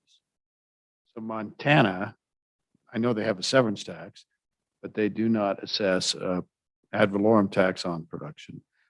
And yet they have a similar tax structure. That's pretty interesting. Mr. Chairman, Chairman Case, and specifically on oil and gas and coal, I believe I recall in looking at Montana's tax structure, there are other minerals besides oil and gas and coal that are subject to a property tax, but they do not subject oil and gas and coal to that property tax. Very interesting. You're doing great. Keep going. Thank you. Tired of Montana, though. Mr. Chairman, just slide 13 is just a pie chart of the information from the prior slide on slide 12. Again, Just look at that slide 13. and how it's a three-legged stool as well. But the income tax, the individual income tax is huge. Yes, a significant 29% of it is contributed by individual income tax. Wow. Again, though, the corporate income tax contributing less than 5%. Going on to slide 14, in the state of Nebraska, property taxes make up 37.5% of their total. However, the effective tax rate on owner-occupied housing value in Nebraska is significantly higher than it is in Wyoming. You remember Wyoming was ranked 47th, I believe, at 0.51. Nebraska's is 1.54%. So they're in the seventh largest in the country. Their general sales taxes are also higher than the state of Wyoming's, ranked 29%, a total of 6.94%. That contributes 22.5% of their tax total. Nebraska also has an individual income tax. And again, you notice the combination of the individual income tax and the corporate income tax makes up roughly 25% of the Nebraska total. But again, corporate income tax is only making up 3% of their tax portfolio, not a significant contributor. Shows their other taxes as well. You can see the Nebraska cigarette tax is similar to Wyoming's. 64 cents a pack, a little bit higher than the 60 cents a pack in Wyoming. Nebraska's beer tax is between 15 and 16 times that of Wyoming's. Wyoming's beer tax is 2 cents. And Mr. Chairman, I usually mention how the state's beer tax has been 2 cents since Prohibition ended in 1935. Representative Yin had his hand up, and then we'll go to you, Representative Roscoe. Thank you, Mr. Chairman. Mr. Tempe, so I do note that the Nebraska tax structure is quite a bit higher than ours in many aspects. And I was wondering if you could remind us what their GDP growth was again. Sure. Mr. Temke.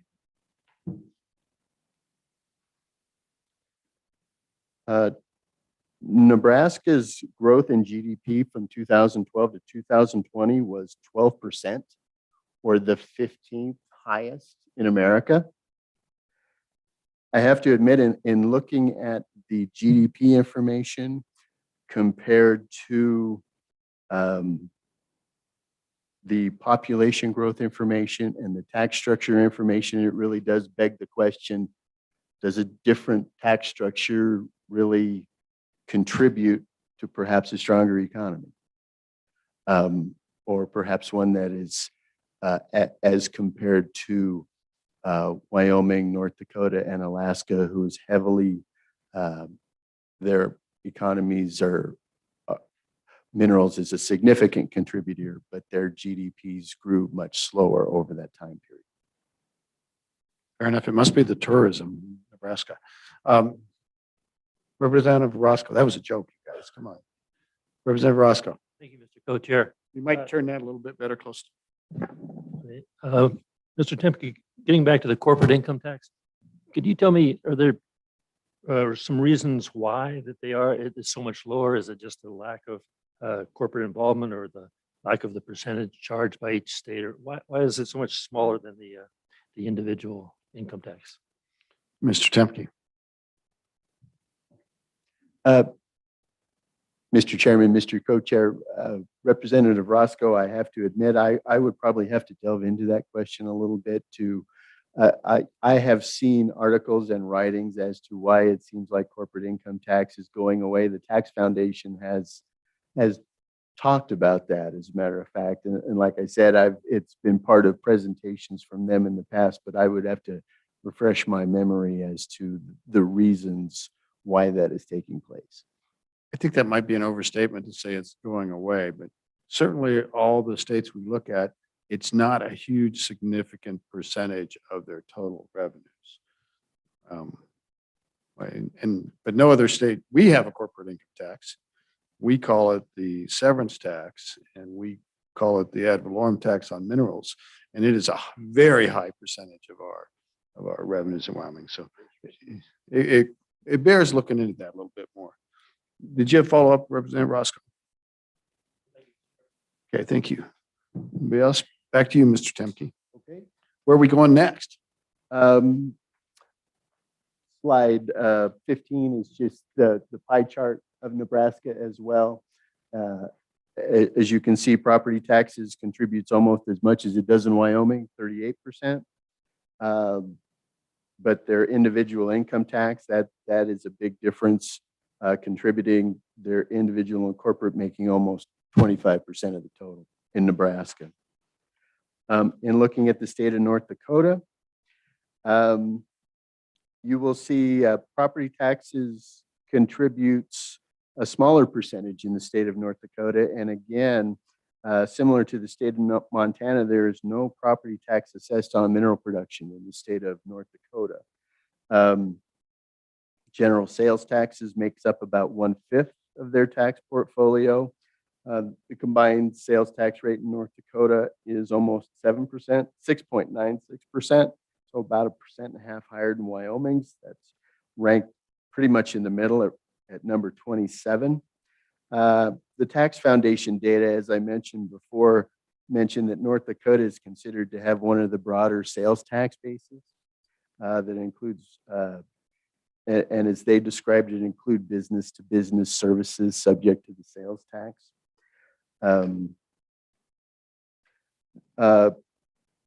One thing that's a little bit different here, North Dakota does have an individual and corporate income tax, but the combined percentage is less than 10%. It contributes 10% of their total amount of taxes, at least in fiscal year 2018.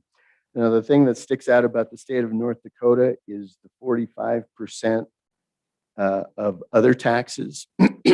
And what's included in that one is the severance taxes and mineral production taxes in the state of North Dakota. They make up, my recollection from the presentation I gave 4 years ago, it was in excess of 40%. So Montana or North Dakota certainly has a large amount of their taxes comes from minerals. And slide 17 is just the pie chart in regard to the North Dakota information. State of South Dakota, 36.6% of their total tax portfolios contributed by property taxes. And as you can see, their effective tax rate on owner-occupied housing value is over 1%. And it ranks 17th, it's the 17th highest in the country. So as Director Noble has mentioned before, their property taxes on homes is quite a bit higher than it is in the state of Wyoming. General sales taxes makes up almost 40% of their total. Their total tax rate, combined tax rate is 6.4%. But as has been discussed, the South Dakota sales tax taxes many things, including services. There also groceries are included in the sales tax base in South Dakota. As Director Noble said, South Dakota, there are a few things in South Dakota that are not subject to sales tax. So that's, they basically, and as you can see, South Dakota has no individual income tax and no corporate income tax, similar to Wyoming. However, they're largely making that up in property taxes and general sales taxes. A little bit of an asterisk. If you do see a lot of information, it does say that South Dakota does not have a corporate income tax. However, they did offer a percentage for corporate income taxes, and they have a specific tax that applies to franchise tax on financial corporations or banking corporations, I believe. And it contributes a very small amount, less than 1%. That's on the basis of deposits, revenues, income? I believe it is based on deposits, but I would have to check on that and get back to you.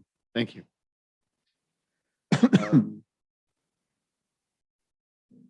Let's see, the South Dakota fuel taxes, you can see those comparison of other taxes to Wyoming's 30 cents. It's a little bit higher than Wyoming's 24. Their cigarette tax is significantly higher. Again, there's quite a wide range of the cigarette taxes in Wyoming and the surrounding states. I mentioned also the prime contractor excise tax of 2% in the state of South Dakota as well. I also did not realize that South Dakota had a marijuana excise tax, but they do as well. I admit when I was doing this analysis, I thought Colorado was about the only state in the region that did that, and they certainly are not. Keeping up with the trends, you know. Slide 19 is just the pie chart representation of the information on slide 18. Utah, slide 20, that is the last state in the comparison. Again, Utah has a very balanced tax structure. 25.8% of it is contributed by property taxes. Their effective tax rate on owner occupied housing value is 0.56, so not a lot higher than Wyoming. Certainly similar. General sales taxes makes up almost 25% of the total at 23.9%. However, their combined tax rate is 7.19%, which ranks 21st. Utah taxes groceries a little bit differently from the rest of the folks in the comparison. It seems like in the rest of the in the other states being compared, either food is exempt or is fully taxed. They kind of take a hybrid approach to that and apply a reduced total tax rate to groceries. In Utah, individual income taxes makes up 30.5%, while corporate income taxes makes up 3.1%. Both of those state rates on both of those items is 4.95%. And you can see that the other taxes contribute less than 20% of the total Utah tax structure. Slide 21 is just the pie chart representation of that information. Mr. Chairman, I'll transition a little bit to presenting information that has actually been presented to the Revenue Committee a couple years ago. You will see it included in the next document is the Wyoming tax structure pamphlet, which was designed, directed by the Revenue Committee. By way of housekeeping, you mentioned that we have presenters at 1 o'clock. Is that a hard number? Because I'd like to get everybody to lunch. So can we push that back?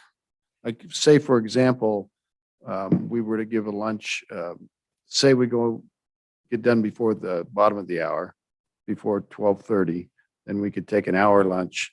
And then would those presenters be okay with a 1:30 start? Anybody know? We can find out. I think that'll be our working plan. All right, you keep going. Mr. Chairman, I am assuming that 30-minute difference would not be. I don't think so. And would not be an issue. One reason I scheduled that presentation for that time to give the presenter time to drive here this morning, so he didn't have to come last night. okay, so he's going to be here. It's my understanding, Mr. Chairman, my hope. Okay, well, let's just run with that, and we'll talk about. Let's go ahead and finish the pamphlet and Okay. talk about updating that. And thank you. Go ahead, Dean. And Mr. Chairman, this was a snapshot which was developed in that pamphlet. It really, rather than taking several slides to describe it, really described Wyoming as being among the least taxed or the lowest states in the nation for its tax burden. Uh, the estimated tax burden on household income of $50,000 a year based on this District of Columbia report. I was able to find that report and actually found out that it had been updated to 2019. The results were basically the same. Wyoming is still ranked 50th. The estimated tax burden on household income of $50,000 a year, Wyoming ranks the very lowest in the country. And you can see combined state and local sales tax rates, very similar to the numbers I already went through for Wyoming and our surrounding states. Those really haven't changed very much. Wyoming's rank went from 43rd to 44th. Stayed pretty similar. Property taxes on a $150,000 valued home in the largest city in each state. This was information that actually came from the Lincoln Institute of Land Policy and Minnesota Center for Fiscal Excellence. This number had changed a little bit. Wyoming changed from 49th to 46th, but certainly, definitely still one of the lowest states. And as far as the state and local tax burdens, this information here was actually based on Tax Foundation information for fiscal year 2012. The comparison Tax Foundation information I used was actually based on fiscal year 19. And they actually flipped the way they did the rankings. They ranked from lowest to highest instead. So now Wyoming's state and local tax burden as a percentage of income is now 7%, 7.0%, and that is the second lowest in the nation, which in the other data, it was basically the third lowest. So as I had mentioned, this information, the update of the information still looks very similar to the information that was included in the pamphlet. And actually, as far as this particular statistic, Alaska has the lowest rate at 5.8% in 2019. Following the next slide, this is actually a slide. This information has been put together by the Division of Economic Analysis. This is not an LSO product, but was included in this LSO presentation with permission. I included an update of this information as well up to 2019, and that is included in one of the following slides as well. But what this really shows is it's contrasting the personal taxes on a family of three with an income of $60,000 a year and a $200,000 home. The personal taxes paid is $3,070. The total cost of the public services is $27,600.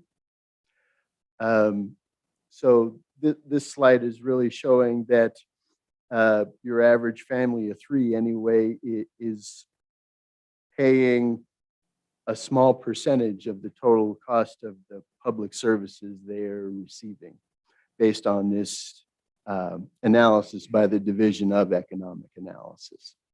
I don't want to dive into this analysis too much, how this was derived. If the committee is interested in that, I would almost encourage you to invite the Division of Economic Analysis to present that at a later date, perhaps. Yeah, I actually think that might be a good idea. We do get criticized for this chart from some folks that look at it and say, well, you're not considering the taxes that are paid by the people you buy stuff from. That's one source of the argument. That's not a lot of taxes, so that's not going to change anything too much. But the other one is the cost of public services. It's in this slide, it looks like everybody consumes the same amount of public services, which isn't true. I think it'd be better if we called it proportional share of state expenditures or something like that, rather than, you know, if you have children, you're way off the chart in receiving public services. If you don't have children, you're not. And I just think that this way of presenting it isn't, maybe it could use some evolution. If we called it the proportional share of state expenditures, it'd solve a lot of those problems. Maybe we'll talk about that. We need to talk about revising this. Representative Gray. Thank you, Chairman Case. I'd like to add a third critique of this chart, and that's that it doesn't include mineral taxation. So to me, the key figure is, what is the per capita tax revenues of this state, and compare it to a similar state of population. I use South Dakota. And for 2019, Wyoming was number 7 in the nation, the 7th highest in the nation, and South Dakota was number 47. And to me, that's the key question of whether the tax policy, what is happening with the tax policy. And so, you know, I just think that I wanted to bring that out there. So thank you. And Representative Gray, we can have that discussion. That sort of ducks the issue of what is the individual burden of the people are paying as we move into a structurally changing economy where we're not going to be able to rely on the mineral industry. And we're going to have that discussion in this committee. But I kind of think that biases it the other way too. You've got taxes that are gathered up and paid that you're attributing to the, as if individuals pay it. Well, the problem is that we don't have any sustainability if those mineral taxes go away. And so we'll be hitting on that. That's for sure. Good comments. Back to you, Dean. Mr. Chairman, the following slide is what these pie charts are attempting to show is just the percent of revenue contributed by minerals. You can see 2 different pie charts, the 2017-2018 biennium and the 2013-2014 biennium. And I think the key items to look at on this slide is the total revenue from minerals in 2013-2014 was 70%. The total revenue from minerals in 17-18 is 61%. And as we all know, that percentage is continuing to go down based on the assessed value of minerals, the decline in severance taxes, and the decline in mineral production in the state. The following slide, page 4, this is attempting to describe the budget shortfall, and just to provide some perhaps updated information in this regard. The shortfall as of right now, and this is largely on the education side of funding, is estimated at roughly $270 million per year, or $540 million per biennium. And this slide had some interesting information in it, is in regard to from the 13-14 biennium to the 2017-18 biennium, total operating revenues declined by an estimated 20%. I did actually do the calculations in regard what has happened from 2017-18 to 2021-22, and that decline is another 25%. So between the 20% from 13-14 to 17-18 and the other 25% from 21 to 22, that's definitely significant. Does not seem like a big enough word to use in the reduction of revenues in that regard. The next slide, on slide 5, the Revenue Committee in 2018 had presentations from the folks who design, and it's called the REMI model. It's an econometric model which measures And it's designed more to show actual economic differences from different tax structures. And in that analysis, this showed under Wyoming's current tax structure, Wyoming's effort to stimulate sectors in the state outside of natural resources presents fiscal challenges. In other words, with certain businesses coming in, it actually generates less additional revenue than it does the additional expenditure to pay for those companies coming in. And this is a comparison to a couple other states, North Dakota and Utah, where with that same additional tax revenue growth coming into those states, the revenue and expenditures both come in. However, revenues exceed the expenditures. However, in the analysis under the Wyoming tax structure, it actually showed that governmental expenditures exceeded governmental revenues, or the addition of governmental expenditures exceeded the addition of governmental revenues, with additional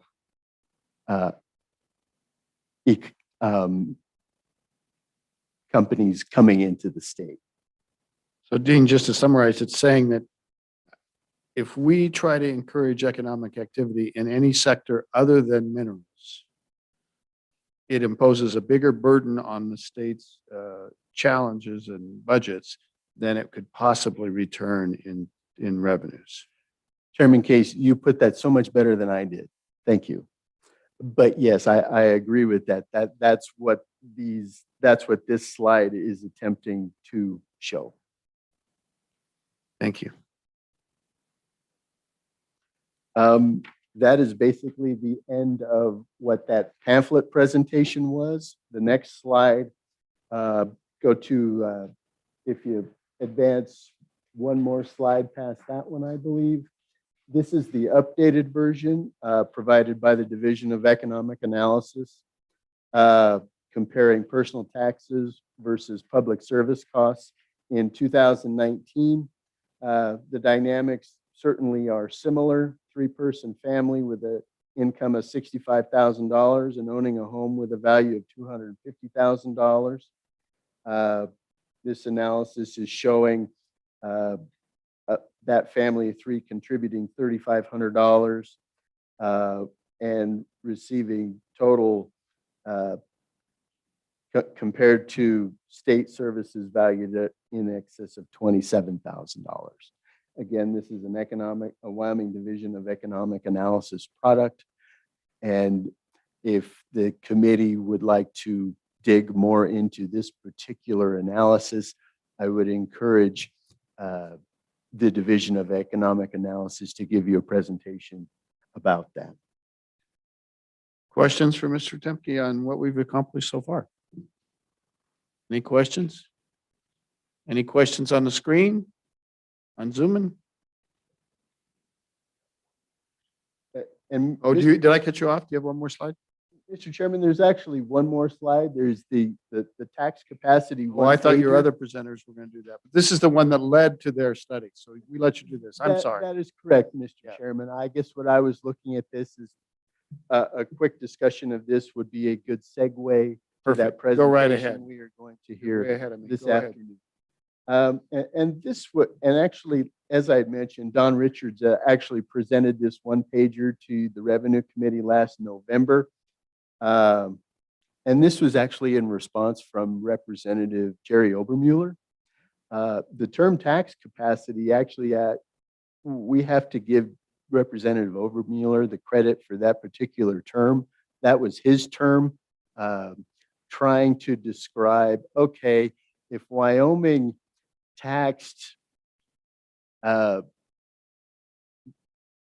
developed its tax structure and its tax rates in a comparable manner to existing other states, what would be the result? And again, this was a comparison with the same states we've been talking about this afternoon. the surrounding states plus North Dakota. What this slide is providing are the individual income tax rates. And actually, this page is a good snapshot, if you will, of the rates I've been presenting for the past 30 or 40 minutes.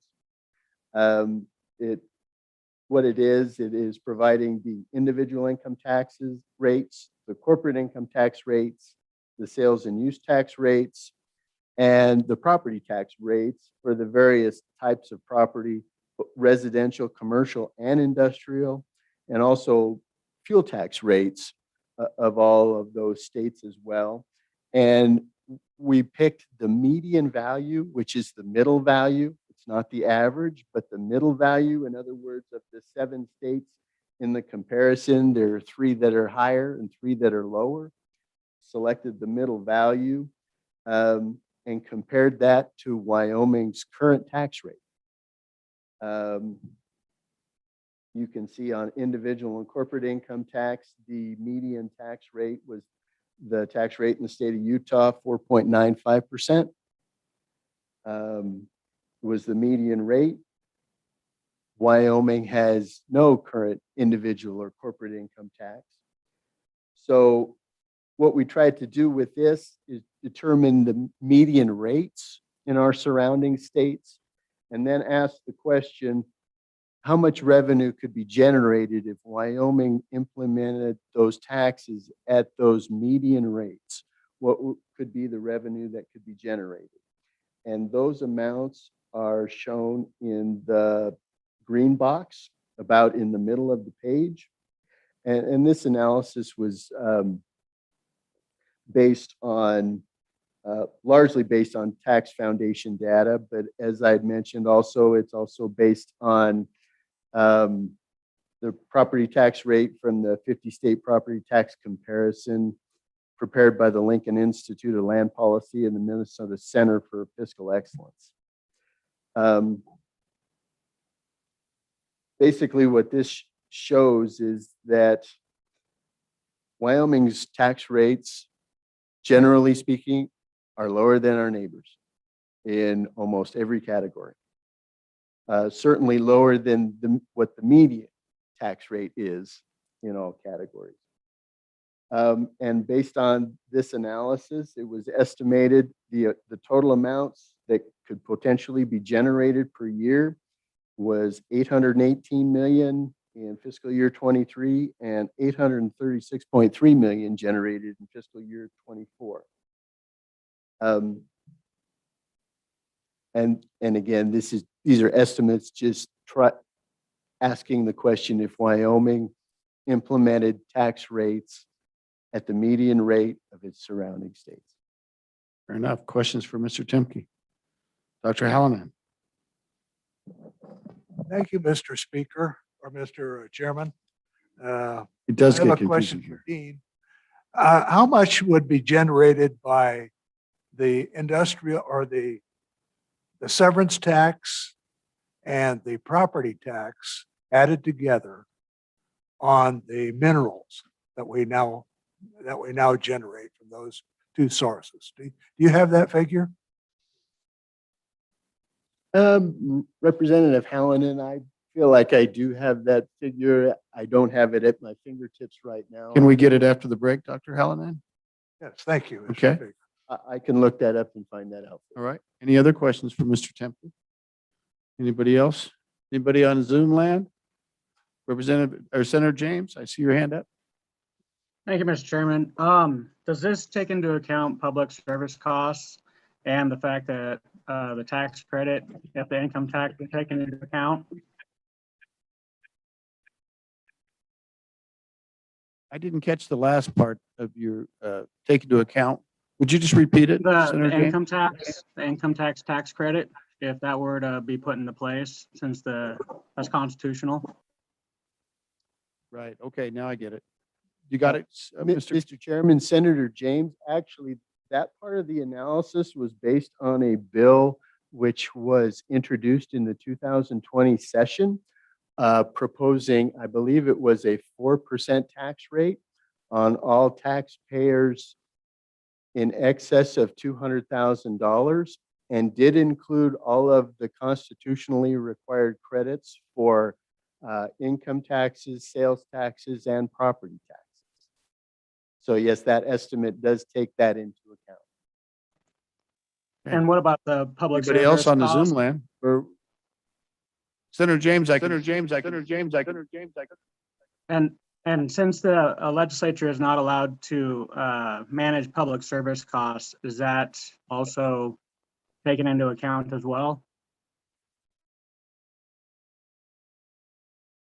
Mr. Temke, if you understand, since the legislature is not allowed to manage public service counts, I think you're looking at the equivalence of public service costs across states and the management thereof. Is that right, Senator James?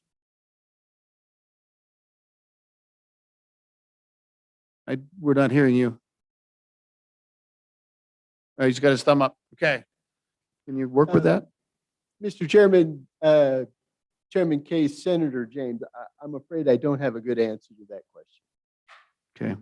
So they may be frivolous in some states and other states conservative, and Wyoming might be frivolous, kind of that point.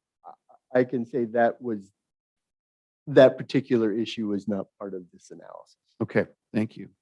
Anybody else in Zoom land? Anybody else in the room before we go to lunch? Mr. Co-Chairman.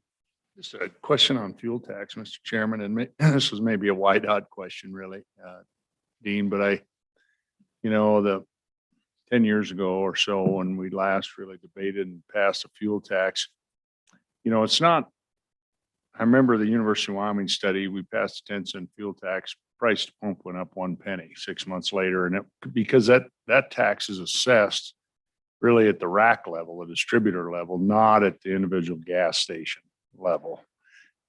First, that's correct. Is that Mr. Chairman, that is my understanding as well. okay? And so I think there's 350 distributors, 50 of them are Wyoming companies. Most of them are out of state that spread those costs. That's why the other part is this apportionment issue and who actually pays it. And if I remember that, it seemed like it was over 50% of it's paid by out of staters, just flat pay, but then that apportionment part. So I've always remember that debate that Wyoming should be just a hair above, particularly because of I-80. Nebraska and Utah, like just a penny, stay right with them, because it doesn't matter where you fill up. I mean, it's the miles going across, for whatever it is, 340 miles across I-80. I don't know. And maybe there's a 402. I don't know. It's thank you. But do you have anything you can add to that? Maybe I'm getting out of. Mr. Chairman, Chairman Harshman, I would say I have heard the same information from YDOT in regard to the percentage of fuel taxes actually paid by folks driving through the state as opposed to residents, that amount is 50% or perhaps a little bit more than that. And that is a lot of that is based on how the diesel fuel taxes are apportioned based on the mileage of the trucks that drive through the state, as opposed to just where the fuel is So, purchased. Mr. Chairman, just so we can understand as a committee and people are watching, so it doesn't matter if a trucker fills up in Salt Lake City, never sets his feet on the ground in Wyoming, drives straight through, fills up Nebraska, he's going to pay fuel tax in Wyoming because it's apportioned on the number of miles, but it's paid back to us on our fuel tax, not on Utah's or Nebraska's fuel tax. And that's hence why there's always that incentive for Wyoming to be about a penny higher than those other states. That's correct. Mr. Chairman, that is my understanding as well. In regard to your example, a trucker that buys gas in Utah or diesel fuel in Utah and drives straight through and doesn't even stop in Wyoming, Wyoming would still receive a portion of that revenue based on that diesel fuel apportionment. Right. At the Wyoming rate. Right. Okay. Anybody else in the audience? I think what we'll try to do is come back at Mr. Woods. Welcome everyone here to Central Wyoming College. Attention that while we are not in session today, Our food court is open for lunch, not breakfast. If you want to stay on campus, I can direct you to our food court, and of course, you're welcome to go off campus to any of our. Thank you very much. I was on my mind and it slipped. So, and that's very close. You can walk over there. It's good food. And I think it'd be fair if we wore masks over there. Don't you think, John? College policy is. Okay, we should respect it when we're out of this room. All right. Anything else coming for the committee? We'll come back at 1:30, and thank you very much.